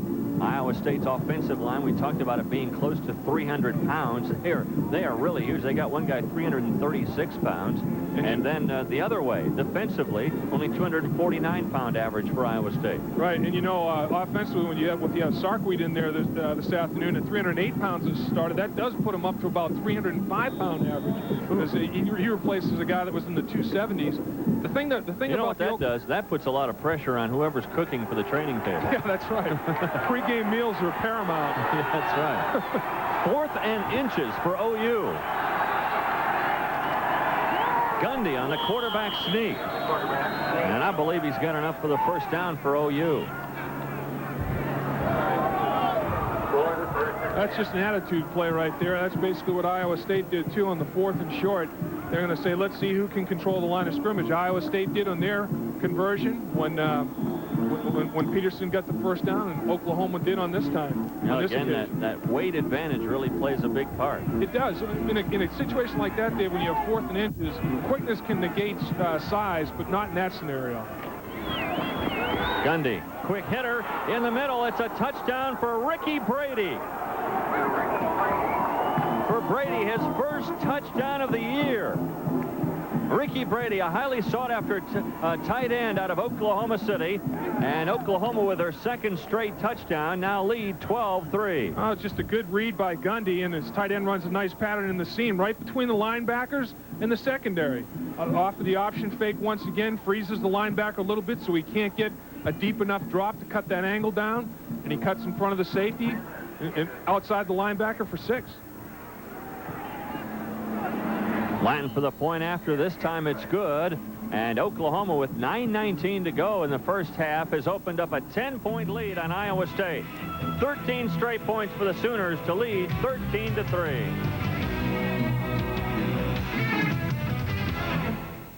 Back to stadium, Oklahoma now leading by 10. Scott Blanton to kick off. This is a short kick, and it's going to be fielded at the 14-yard line, and now a hole.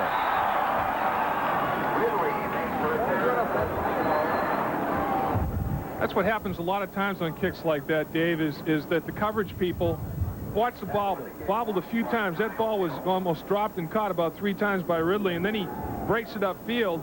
And what it did, the timing was disrupted in Oklahoma's coverage, and they found a little bit of a crack, a seam, and he took advantage of it. Oklahoma scoring drive in just over 3 minutes. Brady with a 17-yard touchdown reception. And Cale Gundy, his 3rd touchdown pass of the year. And for Brady, his 1st touchdown reception of the year. Ball to 32 now for Iowa State to get their offense going again. Utter still in at quarterback. That's Caldwell on the run, picking up about 4 yards on first down. Watching this Oklahoma, is that a flag on the field there in the middle of the football field? It looks like it. A hold, maybe? Yes, we do. Like it comes. Watching this Oklahoma defense operate here so far, a quarter and a half, Dave, I'm really impressed with them. I mean, they've got quickness. They separate from blocks real well. They're a veteran team, 8 seniors and 3 juniors. I mean, when you have 8 seniors, and some of them I'm sure are redshirt seniors, that's experience that you just, I mean, you can't buy. It's a great thing to have when your defense has that much experience. And yet Gibbs is complaining a little bit that his numbers are down, and Jim Walden complaining a little bit that that call was not right. He didn't like that hold call against Iowa State. Well, he's saying if you're going to call it both ways. Let's even things up. He's probably in the official's ear saying, hey, they're holding us all over the field. Let's give us a couple of those. You know, it's just like in basketball. You know how coaches work the referees from the bench in basketball? Do the same thing in football. Football coaches can work the officials from the sideline. and with a lot of success sometimes. Brandon Hughes bringing the play in to Bob Utter. It's now 2nd and 21, back on the 22. Caldwell not much on that 2nd down play up to the 25. So now it's going to be 3rd and very long for Bob Utter. A lot of pressure on here with that Oklahoma secondary looking to maybe pick off another. Well, yeah, when you get a holding penalty on the first play of a game and you find yourself on 1st and 20 against a team that's as good a defensive football team as this, that is a tough scenario. Plus, you're into the wind. You could find yourself in a 3rd and long situation, and you just start to get a little bit tentative in your execution. Well, it's now 2nd down, 2nd and 18. Across the middle, picked off. The 14th interception for Oklahoma. This one, Terry Ray. Ray is hit down at the 37-yard line. Oklahoma, wow, with their 14th interception of the year. Well, Terry Ray dropped one, as we remember back. He's the one that was hit right between the numbers earlier in the football game and dropped it. This one, he held on to. And Utter this time, once again, overthrew his receiver. Overthrown. Safety's closing on it. An easy interception. It's a case. Now he's going to play a little bit of tailback. He probably was a high school tailback, and he says, I'm going to dust off my running talents here on this return. Not only was he overthrown, but I thought Hill was too well covered to even try to throw to him there. Right. You got to check down and take what the defense gives to you.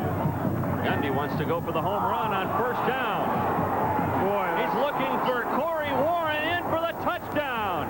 Oklahoma, after the interception, converts for a touchdown. Wow, Cale Gundy.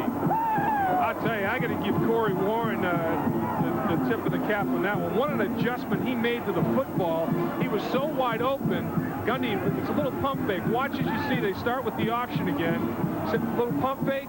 Boom, Warren takes off. The defender is bitten on the pump fake. Look at that. He makes an adjustment over the other shoulder and stays with the football. That is one tough catch that young man just came up with. That's big time. Warren with his 2nd touchdown reception of the year. And now a fake on the extra point conversion. And look out. Scrambling for his life in there for Oklahoma is Russell Jones. Jones had fumbled a snap earlier, and Jones trying there on the fake to get the 2-point conversion. It does not work. I think it was another little bit of a problem. It wasn't an intentional fake. He realized that the timing was, the snap was high. He got the ball down. The kicker was going to be there too early. They were going to have another botched extra point, so they tried to go for 2. Take another look at that touchdown. Nice pump fake right there. The defender bit, and it's just wide open for Corey Warren, and that catch is, I can't emphasize enough. He's looking over his inside shoulder, the ball's thrown over his outside shoulder, and he makes a catch directly over his head, adjusting from the inside to the outside shoulder. That is, I'll tell you, the NFL scouts look at that and say the man's got big league talents. Man, Oklahoma has exploded here in the 2nd quarter. They'll throw the football, won't they? I mean, they're firing and falling back a little bit here.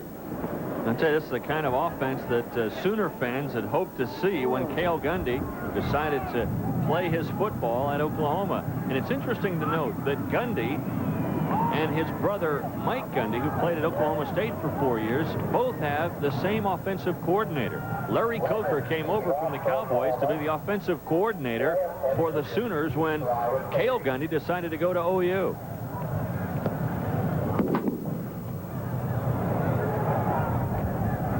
Has it at the 8. Cuts back and gets up to the 24, and that's it. Crowd wants a little bit of a late hit there on the part of OU, but no flags are on the field. Well, the Oklahoma bench and the Oklahoma players getting a little fired up here. Oh, look at the scoring drive. Doesn't take long, does it? That's a quick strikeability right there. 37 yards in one play, and it was one beautiful play executed on both ends well by quarterback and receiver. Well, we've seen this twice now this year. Remember when in our Colorado-Minnesota game when Colorado recovered that fumble, and then on the first play it was Darian Hagan going up top for 40 yards on the touchdown, and the rest was really history for Minnesota. That was 58-0. Walden not happy at all now. His 3-0 lead has vanished. It's 19-3 Sooners. Utter still in at quarterback. On the run, he finds Hill, who breaks a tackle and gets up to the 43. First down, Iowa State. Russell Allen finally brought him down for OU. Nice move by Lamont Hill. Oklahoma defenders thought that he was going to spin the other way and get to the sideline to get out of bounds. There's a little bootleg once again. Naked bootleg out there all by himself. Receiver turns back inside to give him a block. Watch, receivers think he's going to turn to the outside and get out of bounds. He fools them, gets back to the middle of the field, picks up about another 7 or 8 yards with the missed tackles. Hey, look at his helmet there. Looked like a little case of The Exorcist. His head was twisted grotesquely. First and 10 for Iowa State at the 43.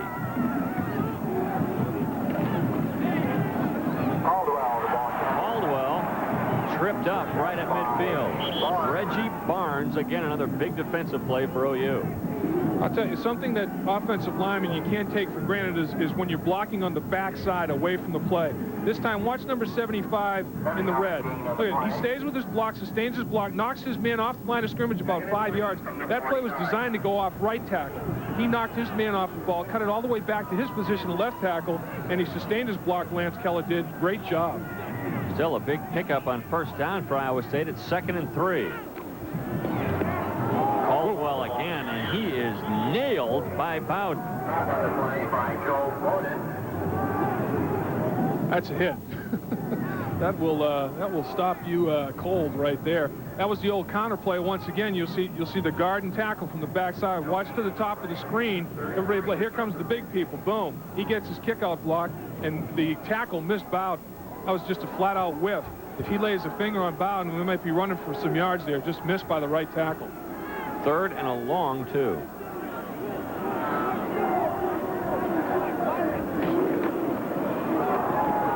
Flag on the play. Bowden again on the hit. Caldwell again on the run. It's going to be shy, I think, of the first down marker, but we still have a flag on the field. I wonder if Oklahoma lined up off sides. I didn't see any premature movement. I wonder if they lined up in the neutral zone. I guess there was movement on it. Illegal procedure indicated against Iowa State. Let's see if Oklahoma decides to accept this. Yeah, the right guard. That's a tough one. Everybody's moving just as the ball snapped, and usually the umpire will call. Offense. Repeat 3rd down. The umpire will usually make that call in the interior line. I wonder if somebody in the backfield flinched a little bit early, or somebody on the perimeter. I don't know. As an old lineman, I think if they called the lineman for moving early on that one, I can't agree with it. See, Iowa State has really been hurt by penalties so far here today. They've also been hurt by the arm of Cale Gundy, who's thrown 2 touchdown passes. In motion goes Caldwell. 3rd and 7. Hutter wants to go for it all. He was looking for Caldwell in the flat, and we've got a flag down on the play over on that side of the field. Might be a pass interference call against Oklahoma. Or a holding or something. And there's a flag also down near the line of scrimmage.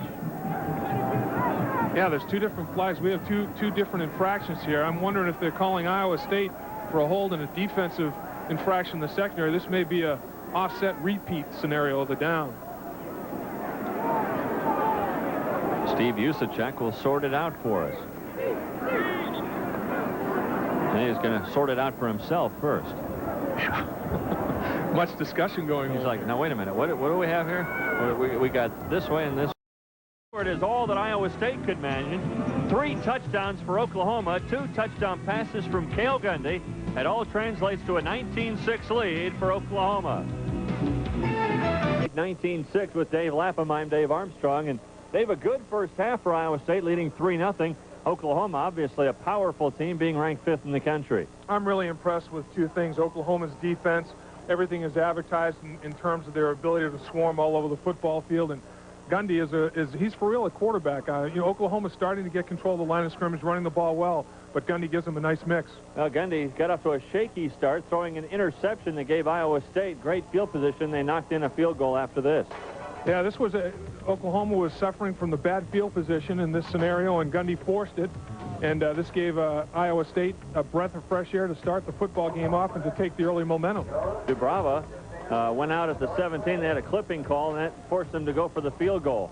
And then Gaddis took over with Brewer injured. Gaddis goes in from 2. And just great blocking up front by the Oklahoma offensive line, sealing the right side totally, and did a great job. Utter throws one where probably he shouldn't have thrown it, and it's picked off by Jason Belser, the 14th interception for OU this year. 14 interceptions by 10 different people. Those numbers are almost mind-boggling when you think about it. And remember, once again, their record for the season is 26. They're already at 14. On the very next play, Gundy goes up top, and he throws the touchdown. Look at this catch by Warren. This catch is incredible. He goes from the inside shoulder to the outside shoulder, catches the football directly over his head. I can't tell you how difficult that is until you try to do it yourself. All right, what stands out to you as we look at these stats?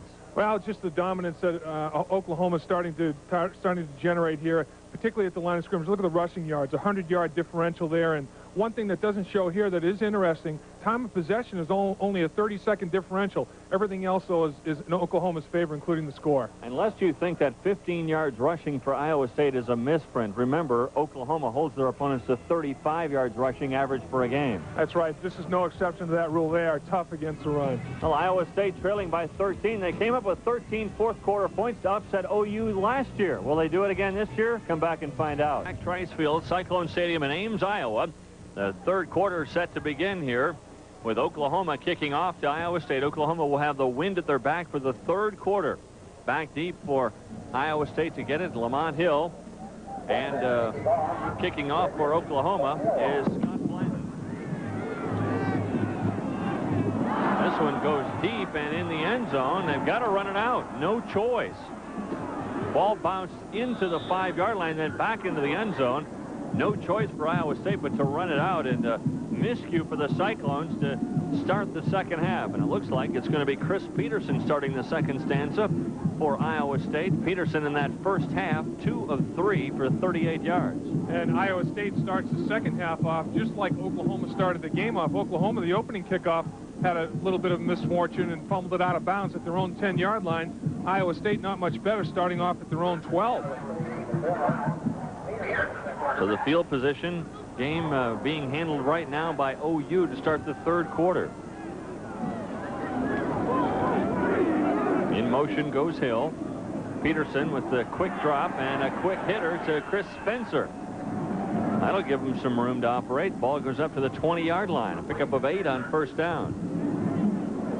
That's, once again, is a key. What you can do on first down, that's the same pattern that they've been very successful with all football game, getting it between the linebacker and the safety before a reaction can be made.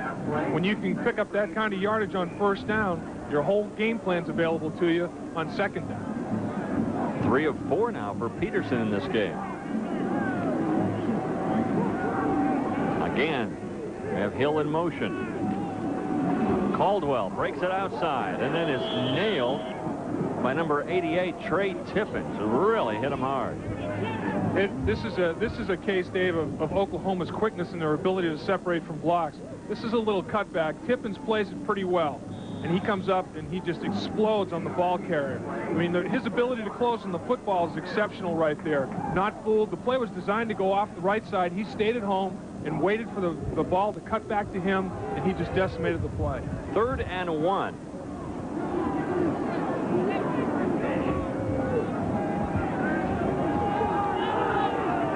Hill again in motion. Caldwell, no, it's Patterson. Sunday out of Patterson, the fullback, and he'll have the first down for Iowa State at the 23-yard line. Once again, though, those yards in the ground are tough to come by. You get a 2nd and 3 situation after completing a pass on first down. You have to do, Iowa State does everything they possibly can just to generate 3 yards.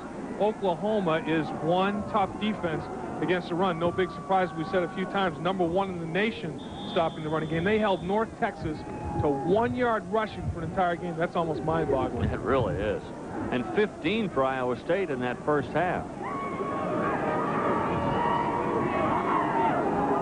1st and 10, those Cyclones. The ball at the 23-yard line. Down the middle. A pass intended out there for Scott English, but a little bit overthrown. Peterson was a little bit fearful of putting the ball toward the middle of the field too much because of Terry Ray. Terry Ray, number 19, you'll see him in the white, number 19, closing from the middle of the field. And he was a little bit fearful of him. That's why the ball wasn't thrown as accurately as you might expect. But I think if Chris Peterson had that opportunity to throw that pass again, he delivered it a lot differently.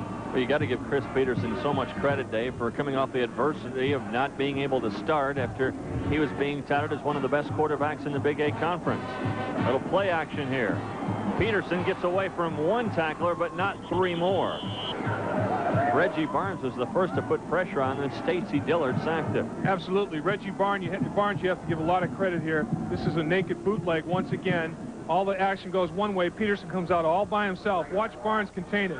Number 40 blows upfield, turns it inside where all his buddies are, and Oklahoma flies around the football. Pursuit from inside out has been extraordinary all day long. Well, you talk about a naked bootleg. They stripped Peterson clean on that one. He wished he had a suit of armor on, not being naked out there. 3rd and 13.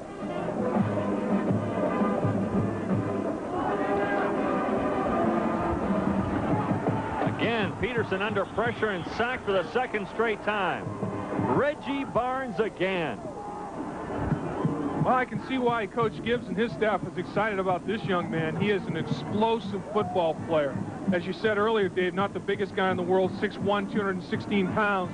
But look at this quickness. They run a little stunt. Defensive tackle goes upfield, and Barnes comes underneath them, right up the gut. And a short tackle, that is an athlete right there.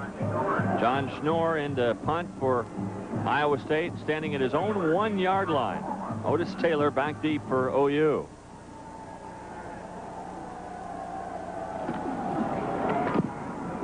A low kick, end over end. That's going to take an Iowa State bounce and go on the Oklahoma side of the field. And they'll mark it dead at the 44-yard line. So we'll step aside with 11:33 to go in the 3rd quarter. The Sooners will have the ball at their own 44 with a 19-6 lead. Sunny and calm. Today, not so. A little partly cloudy sky. A lot better than it was yesterday, though, here. It was a steady, misty rain all day yesterday. A little bit cooler today, but still not a bad day for football. Temperatures in the 40s. The wind is the biggest problem, gusting at about 35 miles per hour. McKinley gets it and is hit after a gain of 2 by Dan Milner, the middle linebacker. Oh, this is the stunt 4-3 defense on this play was very effective because you had both defensive tackles absorbing the center and both guards, and Milner was unblocked, untouched, and came into the hole and made the tackle all by himself. When 2 defensive linemen can consume 3 offensive blockers, that is the theory behind that stunt 4-3 defense. Those defensive tackles creating havoc by their stunts up front. Gundy today, after that interception, has thrown 2 touchdown passes and over 100 yards in the air. Wants to go up top again. Pass completed, and a first down, and a late hit perhaps by Iowa State. Ted Long catches it, goes out of bounds. Andrew Buggs was there defensively, and Buggs may have been whistled for a late hit. Right, he lost perspective on where he was in the field. He must have been more than a yard out of bounds when he made the hit. The ball was being juggled a little bit by Long, so in defense of Buggs, I mean, I can see why he was going to finish the playoff. He just lost track of where he was in the field. Here's the throw. Watch the ball juggled a little bit. He doesn't have possession. He's still working for it, but that's 3 or 4 yards out of field. Andrew Buggs just has to look down and realize he's out of bounds when he makes that hit. Just a mental error. Buggs shaking his head, saying, all right, all right. Buggs this year with 4 interceptions. Last year as a team, Iowa State defense only had 3, so he's got more than the whole team did last year. The record for the year is 9. That came in 1978. Barry Hill picked off 9 for Iowa State, so Buggs has a great shot at that ISU record. Melson in motion. The give is to Gaddis. Good cutback.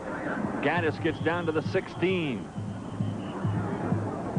Still showing some of those great moves he had before that knee injury. Watch number 93 in the red, Grubb. He gets washed down and can't react off the play and off the block and make a play. Matt Nitschke can't make the tackle. Every once in a while you just have to give credit to a running back, and Gaddis has that kind of ability, and I think Coach Gibbs is happy with the way he's running the football today. Well, he should be. And did you see Ron Johnson, the umpire, sneaking? Those guys are right in the middle of all that action. He's approaching 191 yards for Gaddis on the day. Gundy to a wide open Corey Warren. Warren already has one touchdown reception today and goes out at the 6-yard line. Andrew Buggs again there defensively. I was going to say, let him go, guys. He's about 7 yards out of bounds, and don't get another one of those unsportsmanlike conduct deals. Now, here's the case. You're running the football, so they go to the play action off the option look, and too much cushion, wide open. Buggs reacts up late. Now, look, they've got him 5 yards out of bounds, and they're still working him over, so and everybody gets off and says, oh, hands off, leave him alone. And Warren shaking up on that play. Nitchie had a hold of his legs and couldn't let go. First and goal for the Sooners at the 7-yard line.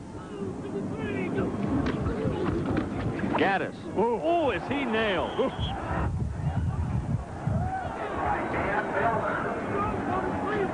Dan Milner comes up and makes a huge hit on Gaddis, who gives up limping a little bit. Gaddis is saying to himself, shame on me for taking this kind of a shot. I'm too skilled a running back to get absolutely blottoed like I did on this play. Milner, once again, is unblocked. That stunt 4-3 defense leaves him unblocked, and he made Gaddis pay for it big time. Man. College football at its finest, a little contact sport.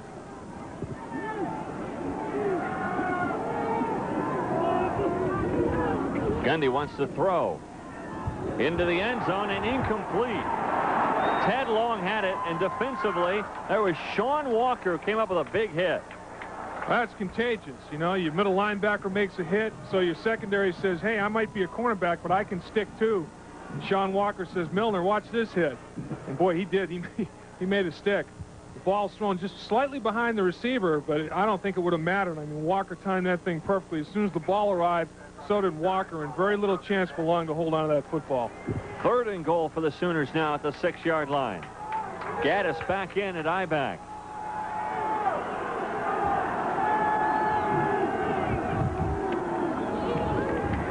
Gundy on the option, trying to cut back, and hanging on for dear life is number 93, Matt Grubb. That's right. I hope he didn't clip his fingernails today. I think that's what made that tackle for him. I mean, if he was by the fingernails grabbing that jersey, but well defensed by the entire Iowa State defense in that play. So a 4th down for OU. Here's the stunt 4-3. Look at the penetration right up the middle of the field. Now, credit right there, grabbing, pulling, everything that he can possibly do to make the play. Matt Grubb wasn't going to let go. He had those long fingernails dug in.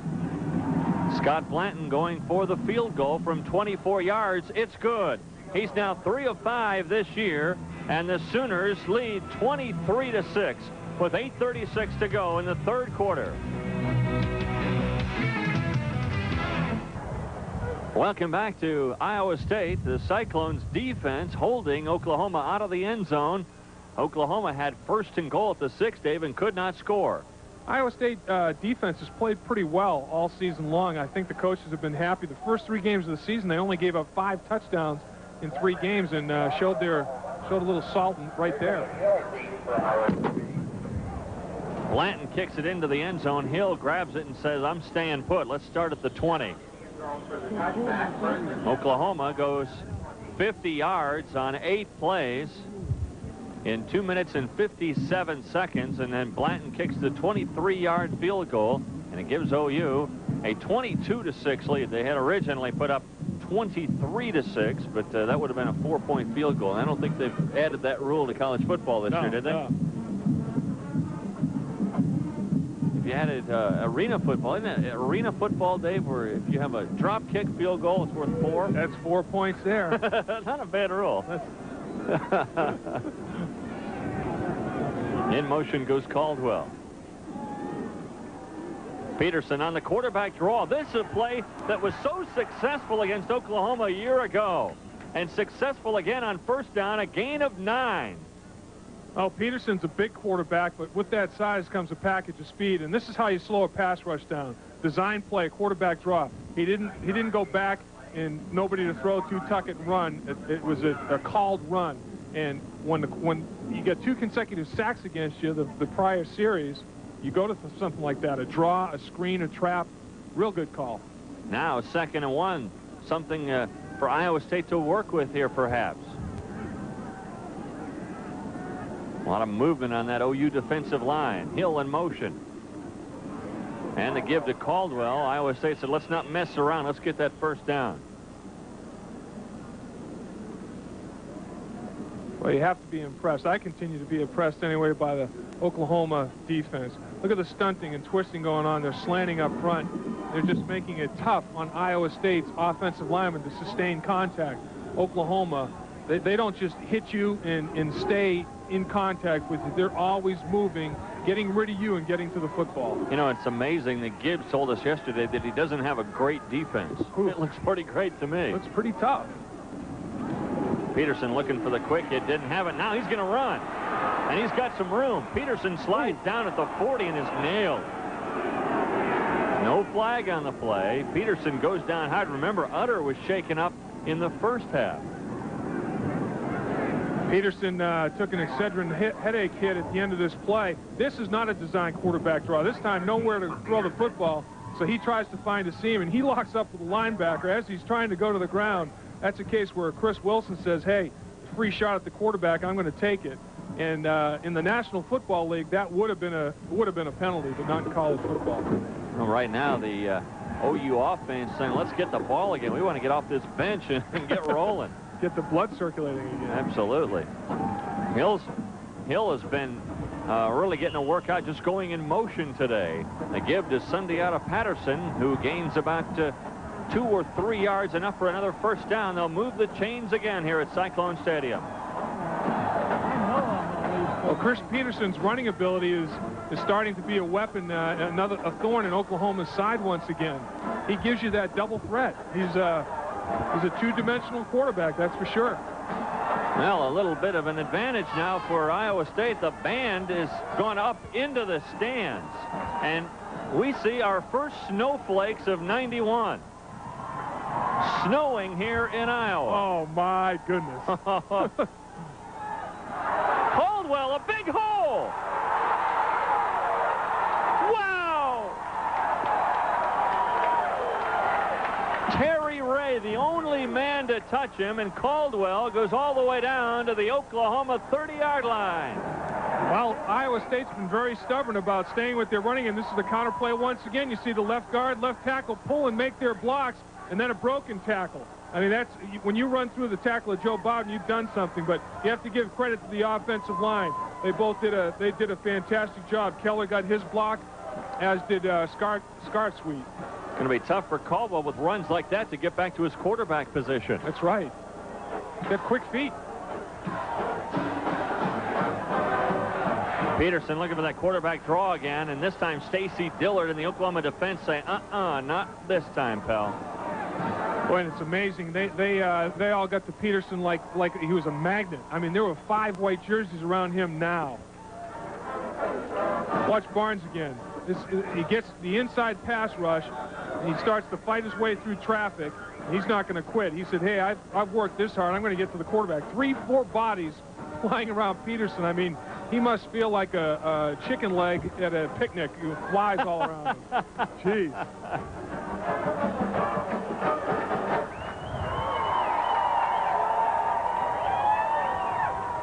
Straight back for Peterson. Here comes Barnes. Peterson now runs, gets out of the pressure, but Bowden stops him at the original line of scrimmage, the 30-yard line. I don't know if we can pick it up on camera. Sometimes snow is hard to see on camera, but it's snowing pretty good here in Ames right now. It is. There are some very, very visible flakes. Well, watch for these white specks as we look at Peterson. He's looking for somebody to throw to. Barnes applies the pressure. Peterson has to tuck it. You can see the snow falling. Now, it's only October, folks, but, man, it feels like it's getting close to Christmas around here. And imagine yourself being a Sooner. It was 90 degrees in Norman just 3 days ago. And now they're having to adjust to snowflakes. Touch pass. Caldwell couldn't bring it in.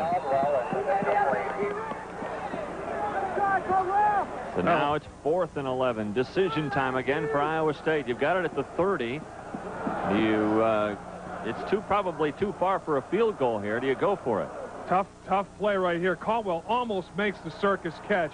Peterson really had to throw the ball almost directly at him. It ended up a little bit behind him. I think right now, though, Dave, you got to go for it. I mean, just go for the gusto. All right, 4th and 11, and Iowa State agrees with you. Jim Walden saying, let's go for it on 4th and 11. And in motion goes English. That one deflected at the line. It's going to be picked off. Terry Ray picks it off and then fumbles the football out of the end zone. Yep, comes back out to the 20-yard line. He had possession, lost control, fumbled it through the end zone, touchback time. You got to give the interception, basically, at least an assist on the interception, the person that deflected it at the line of scrimmage. 15th interception. This is getting wild. And right now, Iowa State's saying that should be a safety for us. He had control of the ball, went through the end zone. That should be 2 points for us. That's going to be the decision. Did he have possession before he lost control of the ball through the back of the end zone? Now, this would be replay big time if it were professional football. See if he had both feet down and so forth. Did he have control? That's the key. Out of the end line. We got a safety. Right, wait, they did rule. That's what I thought. It was going to be a safety.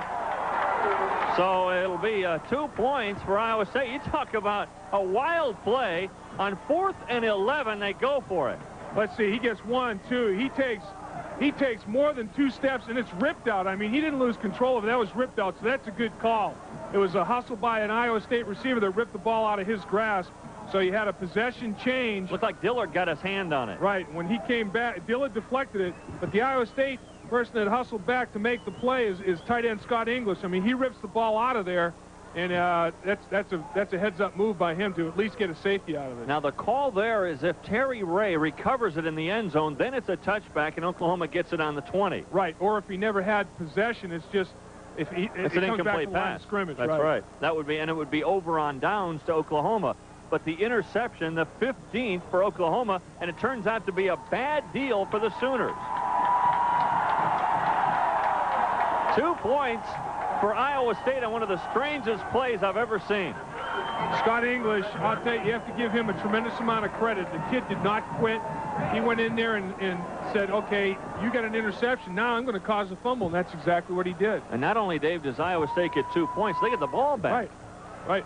On a free kick. Now, on a free kick after a safety, you can either choose to kick off or punt, free punt. This time, Oklahoma's going to drive a low kickoff. Blanton will kick off at the 20 with a little bit of wind is back, and it was just snowing. Now the sun is out for Iowa State. Hill gets it all the way back to the 45-yard line. Iowa State will have the ball at their own 45. Peterson getting the final instructions from Jim Walden with 4:29 to go in the third quarter. Perhaps this sun shining now in Ames an omen for the Cyclones. That's right. The safety brought the sun out big time. Iowa State operating into this breeze for the next 4 minutes and 29 seconds. Then they'll have the wind at their back for the fourth quarter. 22-8 our score. That's the strangest football score I've seen in a while. Caldwell, ooh, is he hit by Dillard. Dillard got there and then Bowden finished him off. Boy, when these guys tackle, folks, somebody's down and hurt also for the Oklahoma defense right at the 45-yard line. Looks like Proctor Land, the senior out of Fairfax, Virginia, number 97. Looks like his lower back is bothering him. It's not his legs, moving both his knees around. But watch how these guys separate from these blocks. This is the old counter tray again. Get off the block, and they not only tackle, they stop the forward progress and knock you backward. I mean, your journey is over. Proctor Land really got his bell rung. They're getting him up with 4:18 to go in the third quarter. Iowa State 2nd and 9. We'll come back to see them on offense in just a moment.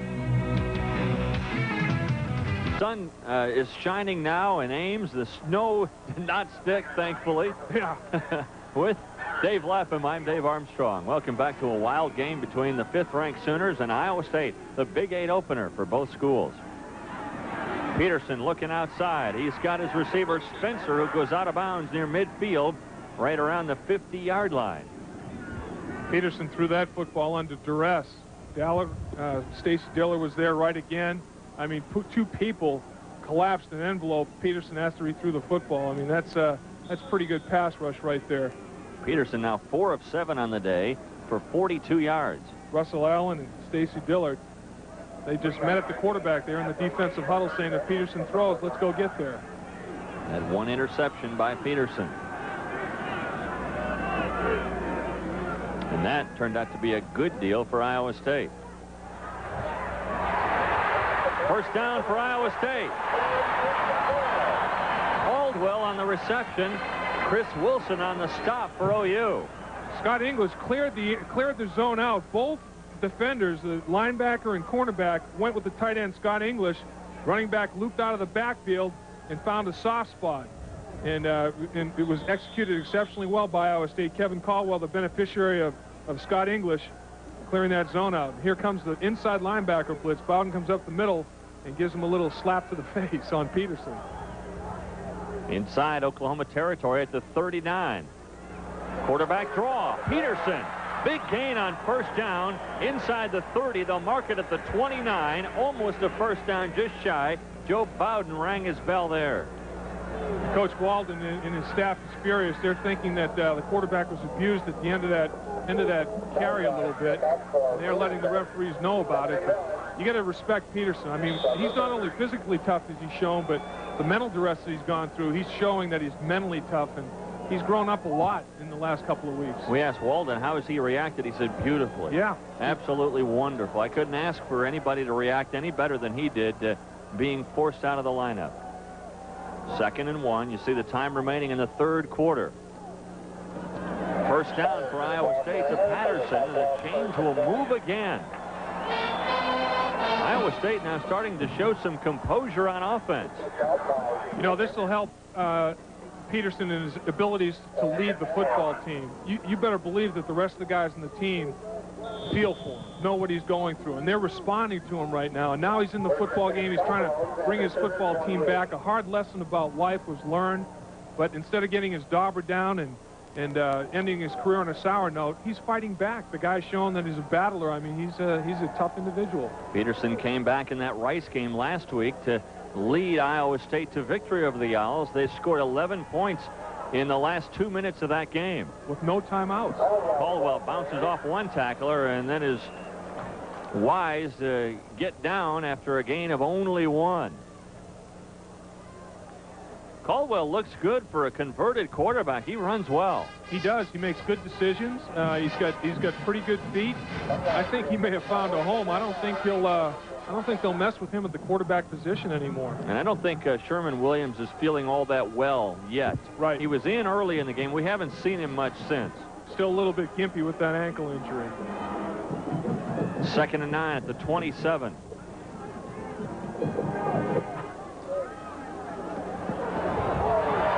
Hill with that reception. Wait a minute, incomplete. Hill had it at the 15 and dropped it. Well, you can't blame this one on the quarterback. That ball was right on the money, and I think Hill tried to cover up and protect the football because he knew he was going to get crunched going over the middle of the field. Peterson puts this ball, there's a frozen rope right there, and that's a very catchable ball, to say the least, splitting 2 defenders.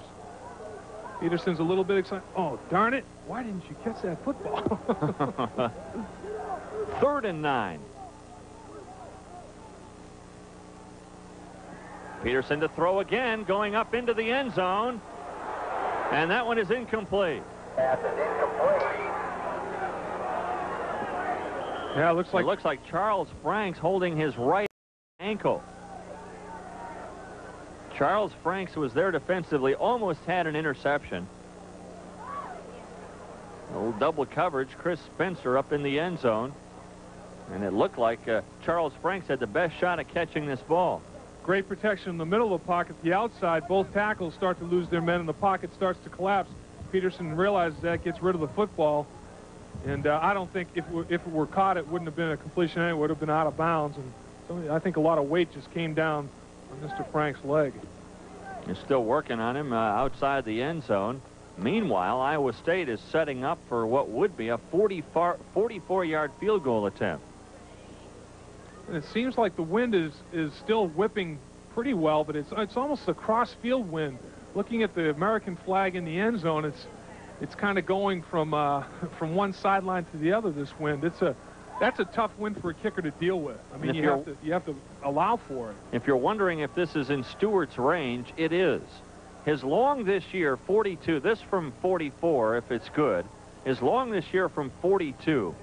But in high school, our crack research staff has discovered they had a 48-yarder in high school. That's good leg, plenty of leg. Well, now they're leaving Stewart over on the sideline, and Iowa State has chosen to go for it. Right now, they've got about 15 guys in the huddle.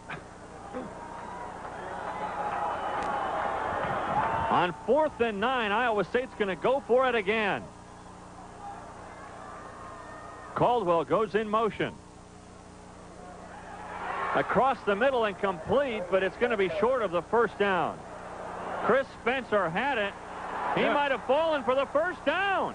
Boy, the pile was pushed forward. All kinds of bodies. You talk about a mass of humanity. The linesman is standing at the 18-yard line. Yeah, it seems like he says, hey, I blew the whistle way back here, guys. What's going on down there? Well, let's see where they spot this one, because his progress was stopped at about the 18.5. Then the pile moved forward, and he fell to the 17. The first down marker is between the 17 and 18. And they're going to spot it at the 18, between the 18 and 19. And by our look, it looks like he's going to be short of that first down. They're going to measure just to make sure. This on 4th down. Boy, it looked like a rugby scrum, the end of that play, though. Everybody just like balled up and started pushing. Ball goes over on downs to the Sooners. Watch the end of this play. It's just this is a little slant pass that's delivered very well, and great effort here. 3 Oklahoma. Watch everybody. This is a scrum. This is rugby. Like, where's the ball? There's about 80 bodies here. There's only supposed to be 22 on the field. They're all right here in the 2-yard area. It's unbelievable. Push, push, push. Came up an inch short. Unreal. Spencer looking like he was tied up in a wild twister game. Yeah. You can get disoriented in that kind of a pile in a hurry, I'll tell you. 1st and 10 for OU and their own 18-yard line. Long goes in motion. Gaddis with the ball, spins across the 20 to the 22. Well, Milner's getting involved in a lot of tackles today, Dave. So the 4-3 stunt defense, and there's an Iowa State defensive lineman that looks like hurt down on the field. Is that Radigan? Somebody's down on the field in obvious pain.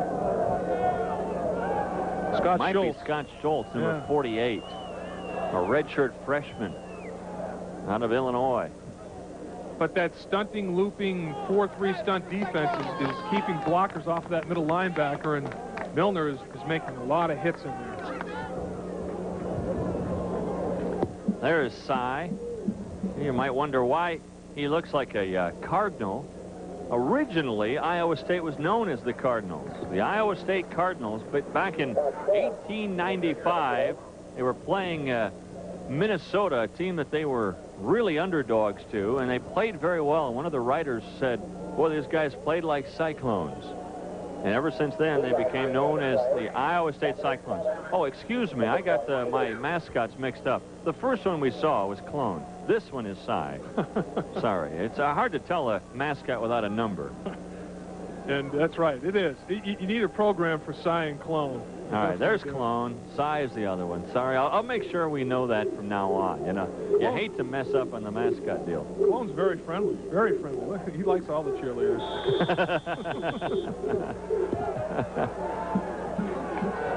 By the way, Clone, obviously the smarter of the two. Yes. 2nd and 6 for OU, back on their own 22-yard line. Gaddis again. Well, he had his hand held by Matt Nitchie. And Nitchie throws him for a loss. Nice job defensively by the entire Iowa State team. This is a pennant. Look at the stunt, 4-3. The tackle's looping. Everybody's stunting, and this is just great. Coming off a block and holding on for dear life. I mean, that's tremendous hand strength. You got a running back like Gaddis. You have to have strong hands and wrists and forearms to hold on like that and impede his forward progress enough till your troops get there. 3rd and 9. Iowa State wants the ball back. Oklahoma wants to keep this drive alive, and a fumble. Iowa State says they have it. Oh, boy, there's a tug-of-war going on there now. All kinds of ripping at that football. Now the strong hands and strong wrists and strong forearms win this battle. Talk about a rugby scrum. Another one going on. Now it goes to Oklahoma, but it'll be 4th down. The Sooners will be forced to punt. And what will be interesting to see if they can get this punt off with the wind. Now Oklahoma, perhaps wisely, has called a timeout. I think if they don't call a timeout there, the clock winds down. They can't get the punt off with the wind at their back. Right. So Oklahoma has chosen to call a timeout. This could help them with their field position. Not a bad play here by OU. A heads-up play by the punter, Brad Riddell. And this coaching staff, you know, very into the game, very aware of it, sent them in, saying, you know, let's make sure that you do have your best opportunity to get a punt off and call that timeout. Heads-up play. But, boy, that safety, what a momentum changer that has been. I mean, that Iowa State's defense responded to it. The offense almost came within an inch of converting that first down to punch it in. Now they're going to conceivably get decent field position here to start another drive. You know, the way this series has gone over the last 3 years, Gary Gibbs may want to discontinue this series with the Cyclones if he could. I mean, you know, he's saying, why are these guys in the Big 8? They're just my nightmare. 2 years ago here, it was 43-40. Oklahoma held on to win. And last year, the big upset, Iowa State beating Oklahoma in Norman. And a bounce goes OU's way, and that ends the 3rd quarter. The ball will be down at the 27-yard line, and that's where Chris Peterson and the offense of the Cyclones will take over to start the 4th quarter. Iowa State trailing by 13. Last year in Norman, the Cyclones scored 13 in the 4th quarter. We'll come back and find out if they can do it again. Stadium in Ames, Iowa. We've seen it all weather-wise here today. We've seen a light drizzle, we've seen clouds, we've seen snow, and now we're seeing bright sunshine. Bright sunshine here at Cyclone Stadium. Before long, they may be breaking out the bathing suits here in Ames. If we stay around another 15 minutes, who knows? Well, we start the 4th quarter with Dave Lapham. I'm Dave Armstrong. Iowa State trailing by 13 to start the 4th stanza. And Chris Peterson brings them up to the line of scrimmage. 1st and 10 from the 27. Hill in motion.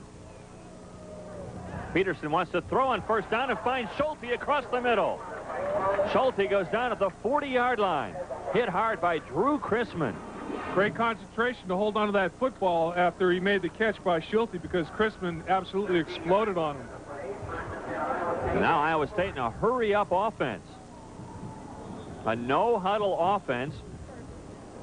Last week against Rice, they used this kind of offense, and Peterson taking all the time that he needs and keeping that OU defense out there on the field and guessing as to what he's going to do. This is the senior leadership that Jim Walden really likes. And Oklahoma's in their nickel defense, Dave. Extra defensive backs in the game. That was a lateral pass to Caldwell. And he maybe gets a yard or two, and that's about it. Kyle Hill was there defensively for OU. Now, obviously, Iowa State is not fearful of the matchup of Oklahoma's nickel extra defensive backs in against their wideouts. They're spreading the field, running a one-back set. They may try to run the football a little bit against this nickel because there's one less animal in there at inside linebacker, a smaller person inside defending that run. And again, the hurry-up offense for Iowa State. Peterson calling out the signals on 2nd and 8 from the 42. Caldwell in motion to the far side. Peterson on the quarterback draw. He might have a 1st down at midfield. What a scramble by Peterson. He may be just shy of the 1st down marker. Now, Peterson is forcing Oklahoma to make some adjustments. Normally, you don't account for the quarterback in nickel defense like this as a running threat.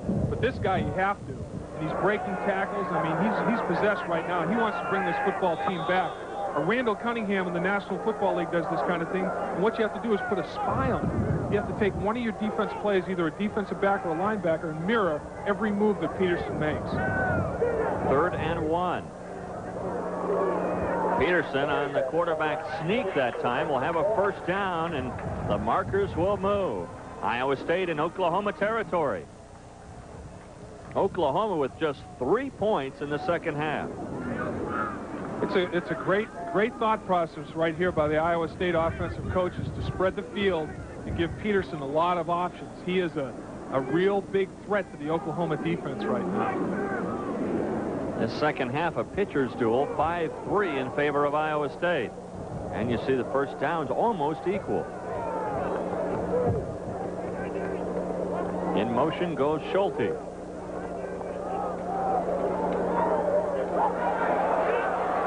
Peterson squirms out of trouble and then picks up 5. Wow, what a play by Peterson.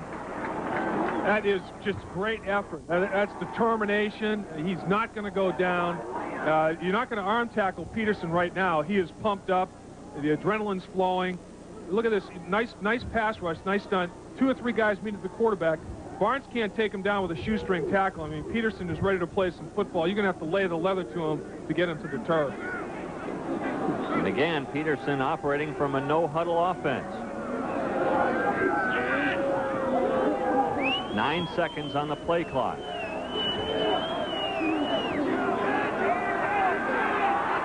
And they get it off with 2 seconds on the play clock. Caldwell on the draw. Caldwell goes down and he fumbled the football, and Oklahoma saying they have it. Yeah. They do. The Sooners fall on it at the 38-yard line. And yet another turnover in favor of OU. Little counter action once again. Caldwell trying to take advantage, and just, whoa, Bob made the hit that just knocked the football out of there.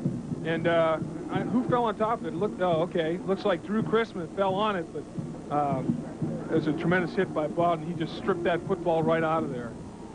And surprisingly, that is the 11th fumble that the Sooners have caused, and only the second one that they have recovered. Yeah, that's right. But boy, their turnover ratio continues to go in the positive direction. They came in at +7. They've got, what, 2 interceptions on the day today, and then the 1 fumble recovery? That's right. They had the 2 interceptions, the one that went for the safety, and then they had that fumble recovery. And that's the first fumble for Iowa State in 3 games. That's right. That's right. They had gone 2 games without the... And that was one of the Coach Gibbs' keys was, you know, make sure we win the turnover battle. And at this point, that was a big one to thwart. I mean, Iowa State had all kinds of momentum generated. And that thwarts some energy right now. Now Gaddis looking to try to run the ball again. Gundy saying, all right, guys, it's our turn. Let's get this offense going again. We've only got 3 points in this second half. Let's get something together. 12:27 to go in the ball game. The Sooners leading 22-8. Another guy that's playing as advertised is Bowden. What a player this inside linebacker is, Bowden from Oklahoma. He is a stud.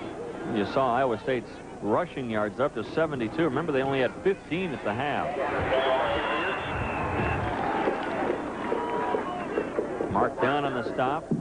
Gaddis not much doing there offensively for OU. Gain of 1, 2nd and 9.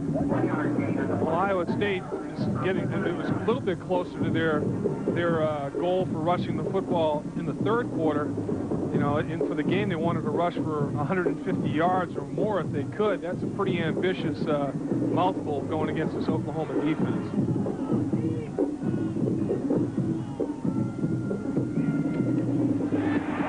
Rashid, not much there. It'll be 3rd and long for OU. Matt Grubb was there defensively. Take a look at this stunt 4-3 defense again. Everybody's penetrating. And they penetrate right to the middle. 3 or 4 defenders from Iowa State funnel themselves right to the football by the stunt. This is a defense where it's not a reading defense. They don't sit there and catch offensive linemen and then read off of their blocks. They force the issue. They charge and penetrate. Robin Ross in his 6th year as defensive coordinator. Gundy back to throw. A pump fake. Wide open is Ted Long. Long has it inside Iowa State territory at the 33-yard line. Boy, Gundy can just hit that spot and hit it accurately. 9 of 17 through the air now for Cale Gundy. And they split Lazard and Fulton on this play. Just wasn't quite enough inside help from Fulton, but the pump fake once again. Snuck along the sideline and split the seam between the corner and safety, and well executed. Big first down for Oklahoma.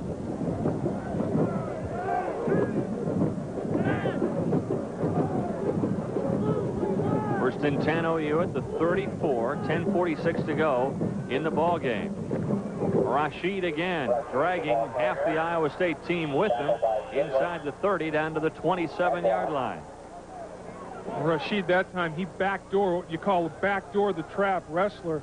Number 71 in the white pulled and tried to trap the defensive end, and he just, right as soon as he pulled the right guard position that he vacated, that was the spot the running back chose to hit. Dave, there's been some concern in the Norman camp about the two fullbacks, McKinley and Rashid, and going into this year, they felt like that was a major strength for them. Yeah, everybody, the consensus was that they had two of the best fullbacks in the Big 8 on the same team, alternating series.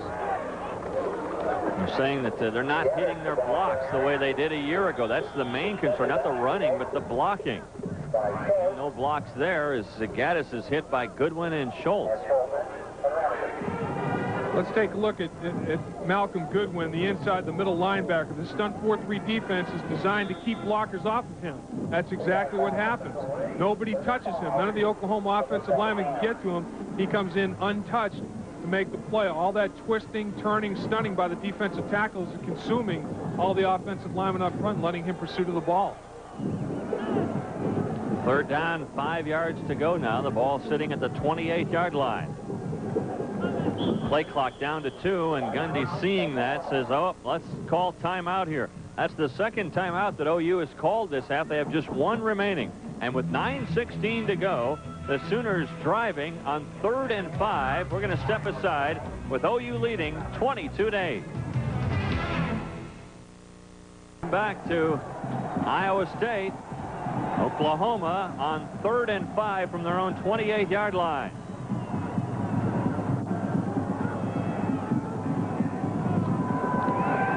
Gundy looking to throw, and here comes the pressure.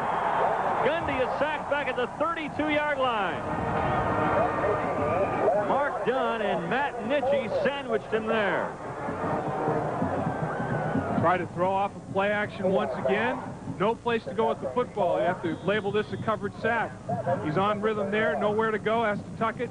Once you tuck it down, boy, the penetration and the pass rush is there, and they just engulf him.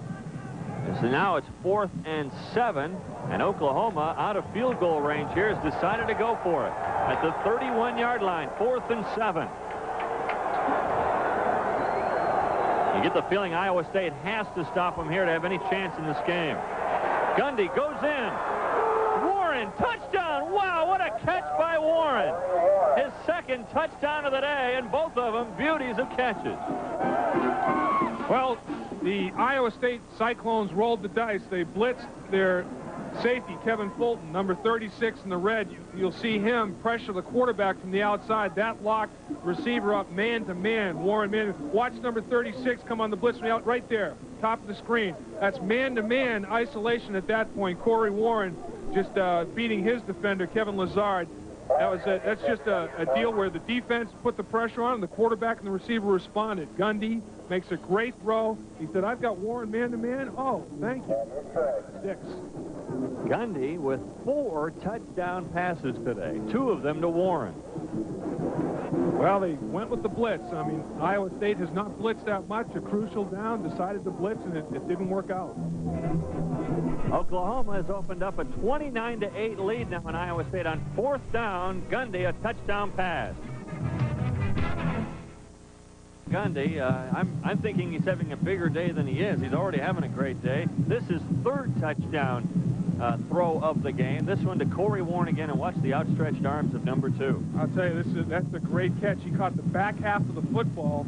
He's a sophomore, as is quarterback Gundy. They're going to be causing problems in the Big 8 for quite a while. Hill into the wind. They decide to kick it on the ground. Hill has it, picks it up at the 25, trying to break outside. He goes out of bounds at the 40-yard line. Good field position for Iowa State. The scoring drive, a little over 4 minutes, a 31-yard touchdown reception to Warren.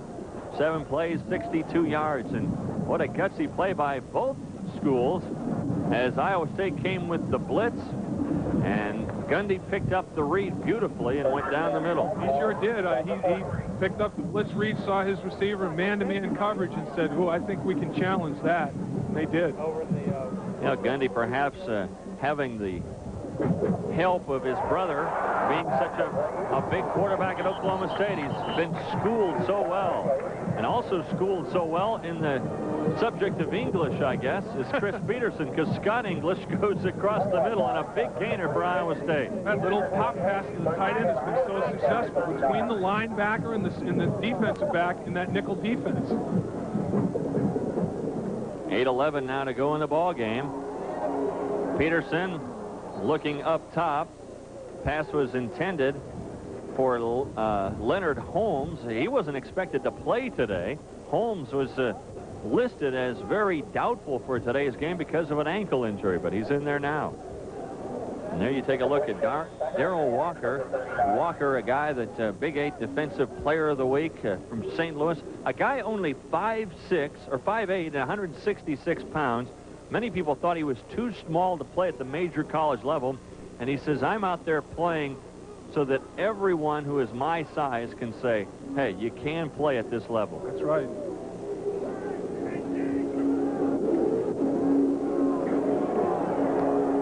Peterson to throw again, and he threw it right into the not even outstretched arms of the defensive player for Oklahoma, number 94. That's Milton Overton. Overton just had to hit him right in the head. Used his head well on that play. I had a coach that let's take a look at this. One defensive linemen are taught when you're rushing the quarterback, if you're not going to get there, get your hands up and see if you can deflect the ball, and that's exactly what Overton did. I had a coach in reference to Walker. He had a saying to all the smaller guys in our team, guys, it's not the size of the dog in the fight, it's the size of the fight in the dog. And that was his motto for the smaller people. And Darnell Walker is really a fierce dog. And now Peterson saying, let's call timeout here.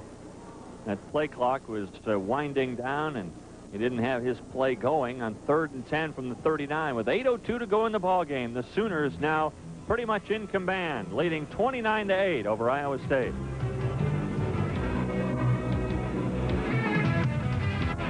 From the 39-yard line.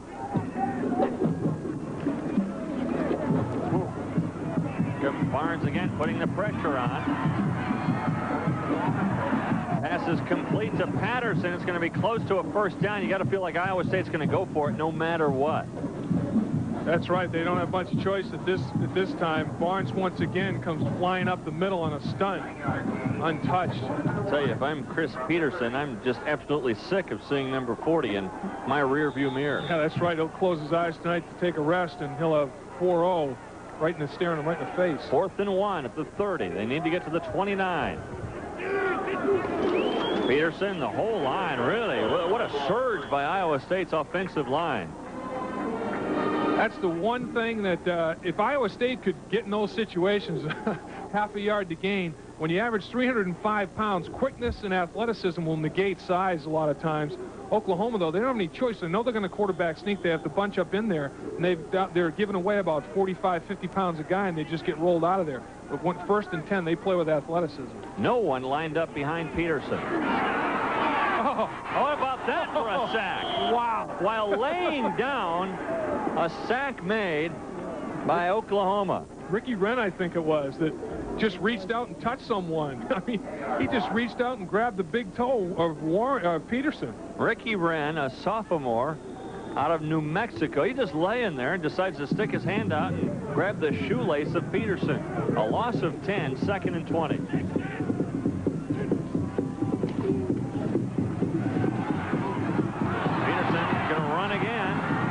Gets it back past the original line of scrimmage, and a gain of 13 to the 25. It'll bring up 3rd and 7.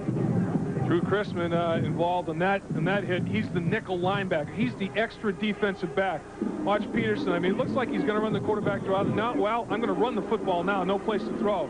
The number 24 in the white is the extra defensive back that's in instead of 2 linebackers. Peterson wants to run it again. Gets it down to near the 20-yard line, but the first down marker is resting at the 17.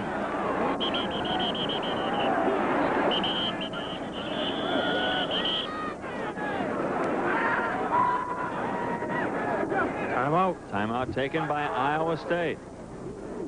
With 5:58 to go in the ball game, and the Sooners leading 29-8.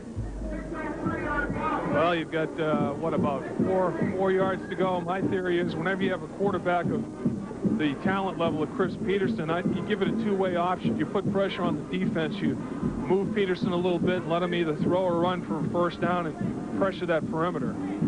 Don't forget, Dave, I know you won't forget because you'll be joining me, right? That's Next week, Big 8 game of the week. The leading receiver in the Big 8 conference is this guy, Michael Smith. He's averaging 85 receiving yards per game and a league-leading 343 yards over the first 4. Next week, the Wildcats host the Kansas Jayhawks here on Prime Network. So check your local listings for the times in your area for the Big 8 game of the week. Michael Smith, what a story he is. A former walk-on that is just setting all kinds of records at Kansas State. He really is a great player. We're going to really see some offense next week with Smith and Tony Sands from Kansas. Looking forward to that one very much. It's for that Governor's Cup, the Sunflower Battle. We've had a good one here today, Dave. I mean, both teams have given tremendous effort. It's been little things that have curbed momentum, and there have been momentum swings one way or the other. Turnovers have been a little bit of a problem, and Oklahoma has made the big play when necessary. They've hit the big one. When you think of Oklahoma, they haven't lost a conference opener since way back in 1972. Jeez. Well, they're tough to beat in that first game of that conference schedule. 1980, Iowa State tied them. 4th and 3 for Iowa State. Hill in motion. It's going to be a first down. Patterson inside the 15 down to the 13. Big play by Peterson. And Drew Chrisman, the nickel defensive back, that's a matchup that the Oklahoma coaching staff probably wanted. They've got a defensive back on a running back out in the open field, a quick guy to make the tackle, but couldn't come up with the play. Patterson, you see him near the sideline, and they were looking for Patterson again, but the ball batted down at the line of scrimmage. Barnes got his hands up and drilled it to the ground like a volleyball spike. He is a player. Yeah, I should say. And in case you're thinking, if you're a fan of some other Big 8 team other than Oklahoma, I'm thinking, well, I hope this is last year. Sorry, he's a junior. He'll be back again. Yeah. It'll be interesting to see where the pro scouts are evaluating where they can. He's obviously not going to play outside linebacker in the National Football League or defensive end in the National Football League. I wonder if he could convert to strong safety. He can run.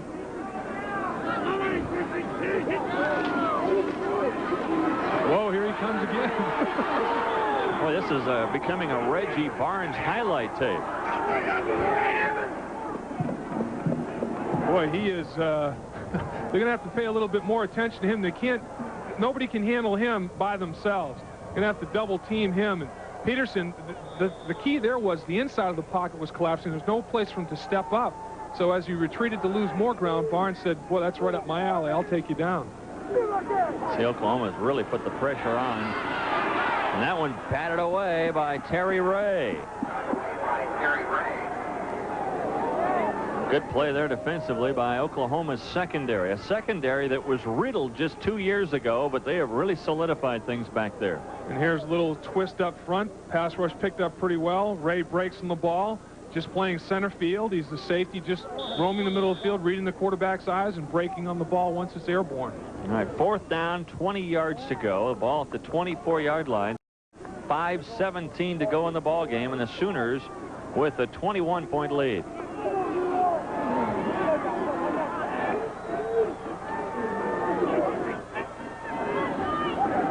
Patterson goes in motion. They find Patterson across the middle, but that's going to be nowhere close to where they needed to get. And they'll pin the Sooners back at the 15-yard line. That's the best they could do, though. And Oklahoma will try to run out the clock now and give Coach Gibbs and the Sooners a 4-0 start in 1991. 5:09 to go in the ball game. The Sooners leading by 21. We'll come back to Ames in just a moment. With Dave Lapham, I'm Dave Armstrong. Welcome back to Cyclone Stadium. Oklahoma now comfortably ahead with time running out. Oklahoma is going to probably try to run the ball and close things out here. A lot of the fans starting to file out of Cyclone Stadium now, realizing their Cyclones gave it a good go against the 5th-ranked Sooners. Well, the clock is as much of an ally to Oklahoma as anything now. Less than 5 minutes, 4 minutes, 40 seconds to go in the game with a 21-point lead. They just don't want to do anything silly here and give the football back. 2nd and 9. And the whistles blow before that one could get going. Oklahoma started too soon. That stops the clock with 4:28 to go. For Iowa State, they'll have a week off. For Oklahoma, they go out of conference next week for their big game with Texas down in the Cotton Bowl. One of the best rivalries in football. Sure is. I'd be interested to see how this Oklahoma defense would do against teams like Miami, Florida State, that can throw that football and have real good offensive linemen pass protecting with the secondary. I mean, what are there's 15 interceptions they have now. They've got some athletes in the secondary, and Barnes can put some pressure on. That would be an interesting matchup. We may see it as the bowl games unfold. And speaking of their defense, Dave, this is the first game, unless something happens in the next 4 minutes, that Oklahoma will not run an interception back for a touchdown. Right. The first time in 4 games. That's amazing. Gaddis, he wanted to stay in bounds, but got out of bounds to stop the clock with 3:59 to go. Ball at the 15-yard line. And that's going to bring up a 3rd down for OU. Yeah, I had Bowden, the inside linebacker, one of the leading scorers in the team, with two interceptions returned for touchdowns. I mean, when your defense is scoring points for you like that, that's a great situation to be in. Earlier this week, Gundy, by mistake, went into the linebacker coach's office, and linebacker coach said, "Hey, what are you doing in here? This is where the points are scored." Bowden has 2 touchdowns.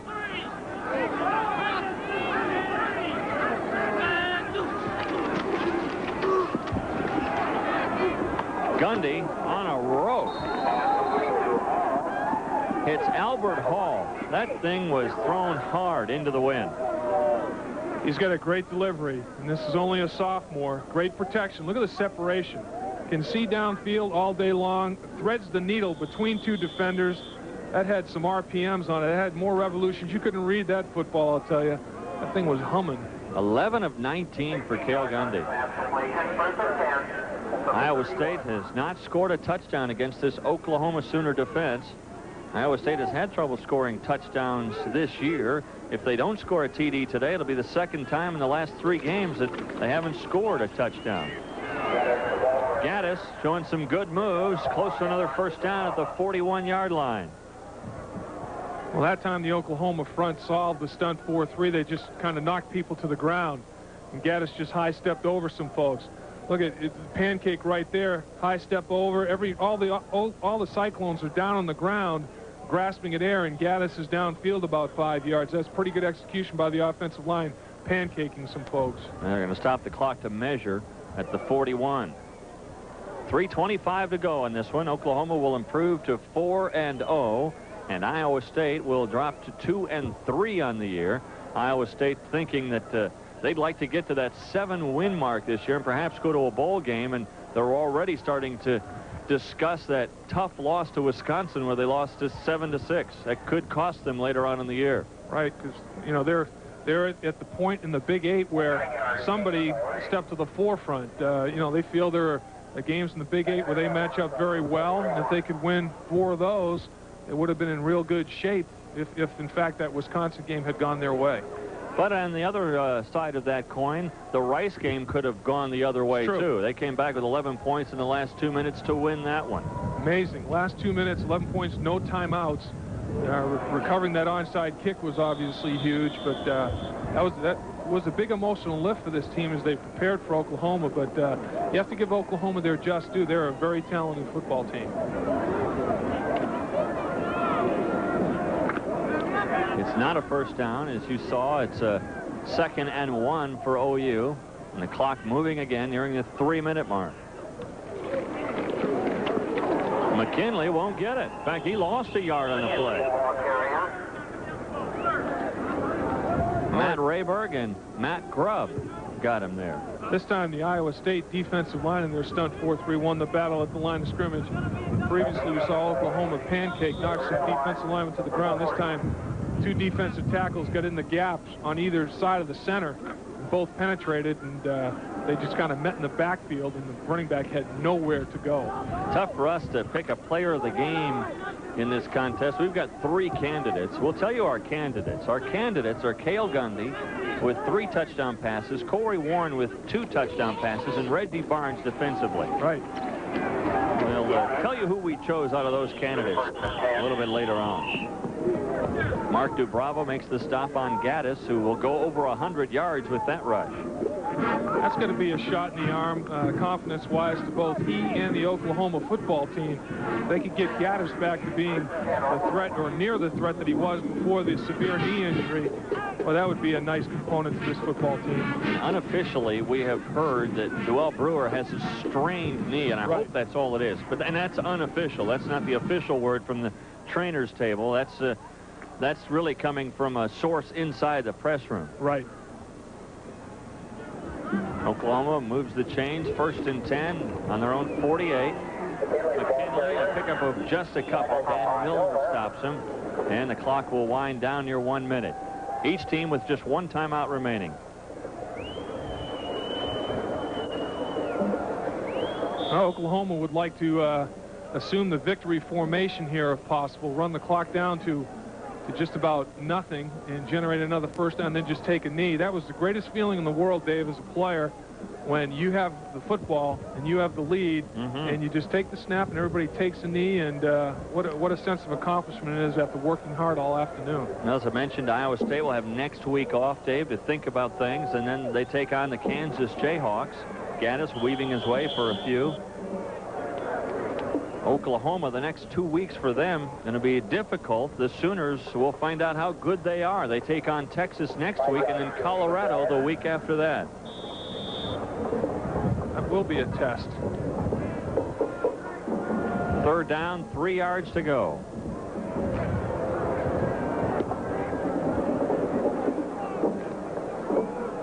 Clock winding down. Iowa State choosing not to use their timeout.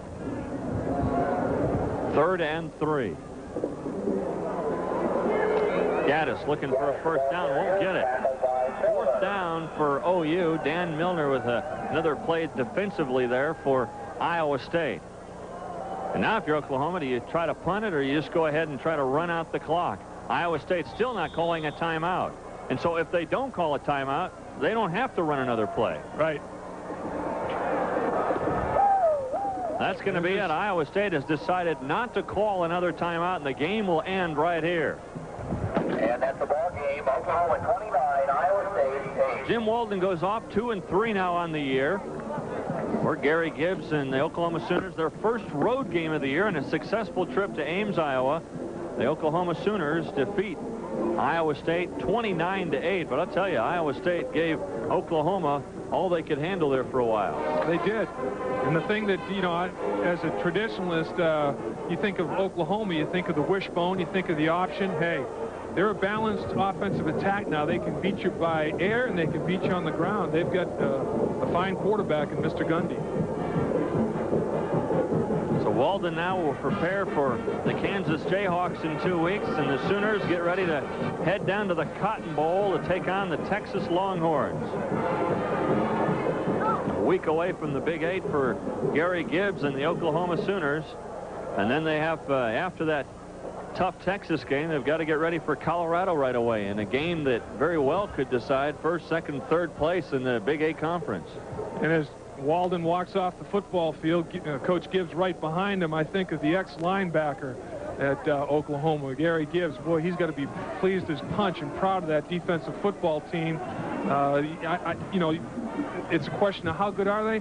I don't know. You get guys like the Selman brothers, it's hard to evaluate, but this is a good defense. So the strong defense of Oklahoma and 3 touchdown passes from Cale Gundy. It all translates to a 29-8 win for the Oklahoma Sooners. Iowa State losing to Oklahoma in Ames, 29-8 the final score. And what a defensive stand for OU here today. Oklahoma holding Iowa State to just 2 field goals today. Iowa State scoring on that safety, and what turned out to be a good defensive play for Oklahoma. The interception by Terry Ray, but he fumbled it out of his own end zone, and that's a safety that created 2 points for Iowa State. But certainly Reggie Barnes was everywhere for the Oklahoma Sooners today. Reggie Barnes, 6'1", 217 pounds, but he's a man at defensive end. Look at those numbers. 7 unassisted tackles. He knocked down a couple of passes. He sacked the quarterback a couple of times. That's a great day's work. This guy is explosive. His first and second step are incredible. You see him off to the right of the screen. Right here he comes around the horn, beat his offensive tackle, and took the quarterback to the turf. Now he's working against a guy that is 6'2", 330-plus pounds. And he's 6'1", 217, but he's got immense quickness, and he was a factor today. He certainly was a factor, and so was our Associate Director, Tim Barry, our Director, Mike Diamond, our producer, Clay Paulo, our stats person, Stacy Machad, Denise Seelman, and Amy McClintock, our spotters today. We thank them so much for helping us today. The Oklahoma Sooners ranked 5th in the country. Beat Iowa State in the Big 8 opener for both clubs, 29-8. We'll come back for the final wrap in just a moment. And here in Ames, Iowa, the Oklahoma Sooners defeat Iowa State 29-8. Dave, we have seen Oklahoma, we've seen Colorado, and we've seen Nebraska up close and personal. Those are the 3 teams that are expected to vie for the Big 8 crown this year. I'm not going to hold you to this, but give me your early prediction on how you think the race is going to turn out. Oh, I think it's going to be an interesting race, but in my estimation, years of football experience dictate that defense wins you championships, and I think I'd have to give a nod to this Oklahoma defense from what I saw today. I mean, they've got talent everywhere. They've got a very sound secondary. You know, they've got to be leading the country now in interceptions. They've got a big play guy, Barnes, in the defensive line. They've got Bowden in the linebacker. They've got a star player at every level of their defense, and they're offensively, they're well-rounded now. They're a balanced offensive attack. They're not one-dimensional anymore. I think Colorado is going to have trouble handling this Oklahoma defense with that young offensive line. I think the Nebraska-Oklahoma game is going to be the key game. You know, one of the things you think about with Oklahoma always is depth. And you have a Dewell Brewer that goes down, and you bring back a Mike Gaddis to take his place, and he rushes for over 100 yards today. That's true. You know, and then they have a guy named Ernest Williams, who's a heck of a running back that didn't make the dance this week, didn't travel, but he's available to him. Let's take a look statistically at how things stacked up for a final look here at this 29-8 win for OU. And you take a look at passing yards, pretty equal. Rushing for ISU, not bad after starting with only 15 yards after the first half of play. And you look at the turnover situation, though, for Iowa State. Those 3 turnovers really proved costly. So did the penalty situation. They did. Once again, though, the thing I like, I think the Oklahoma coaches have 366 yards isn't what they're accustomed to generating. I mean, they're well up in the 400 yards per game category. But the fact is that it's balanced. You know, 206 passing and 160 rushing. They fell far below their average per game, 280 yards, over 280 yards a game rushing. ISU did a nice job containing that ground game, but then once again, Gundy burned them in the air. Gary Gibbs wanted consistency in his offense. Did he get it today? I think he did for the most part. Gundy forced the issue a little bit in the first quarter, the first possession with that interception down the middle of the field, but he more than made up for that when he teamed up with a guy that's going to be a factor. Corey Warren is a great wide receiver. They're both sophomores. They're going to scare a lot of defensive coordinator for a few years here in the Big 8. Yeah, and Jawan Penny is a redshirt freshman, considered by many the best wide receiver in the country, and he'll be available to them next year. Well, next week we'll be in Manhattan, Kansas. That's when the Kansas Jayhawks will take on the Kansas State Wildcats. Always a fun game, the KU-K-State cross-state rivalry. It is. There's obviously a lot of incentive in this football game. We're going to see 2 teams that have gotten off to good starts and teams that are trying to bring their programs around to be more competitive in the Big 8. They've turned the corner to respectability. Now they're trying to build on that. Well, you mentioned good starts. They start off 3-0, both teams, and that's the first time since 1910 that both teams started the year at 3-0. Boy, that's great for the state of Kansas. I mean, I'm sure the whole state will be abuzz as we work our way in for next week's game. All right, for Mike Diamond, for Clay Paulo, for Dave Lapham, this is Dave Armstrong saying so long from Ames, Iowa. Once again, Oklahoma defeating Iowa State here at Cyclone Stadium, 29-8 the final. Cale Gundy with 3 touchdown passes, 2 of them to this man, Corey Warren, and the Sooners, ranked 5th in the country, roll on 29-8.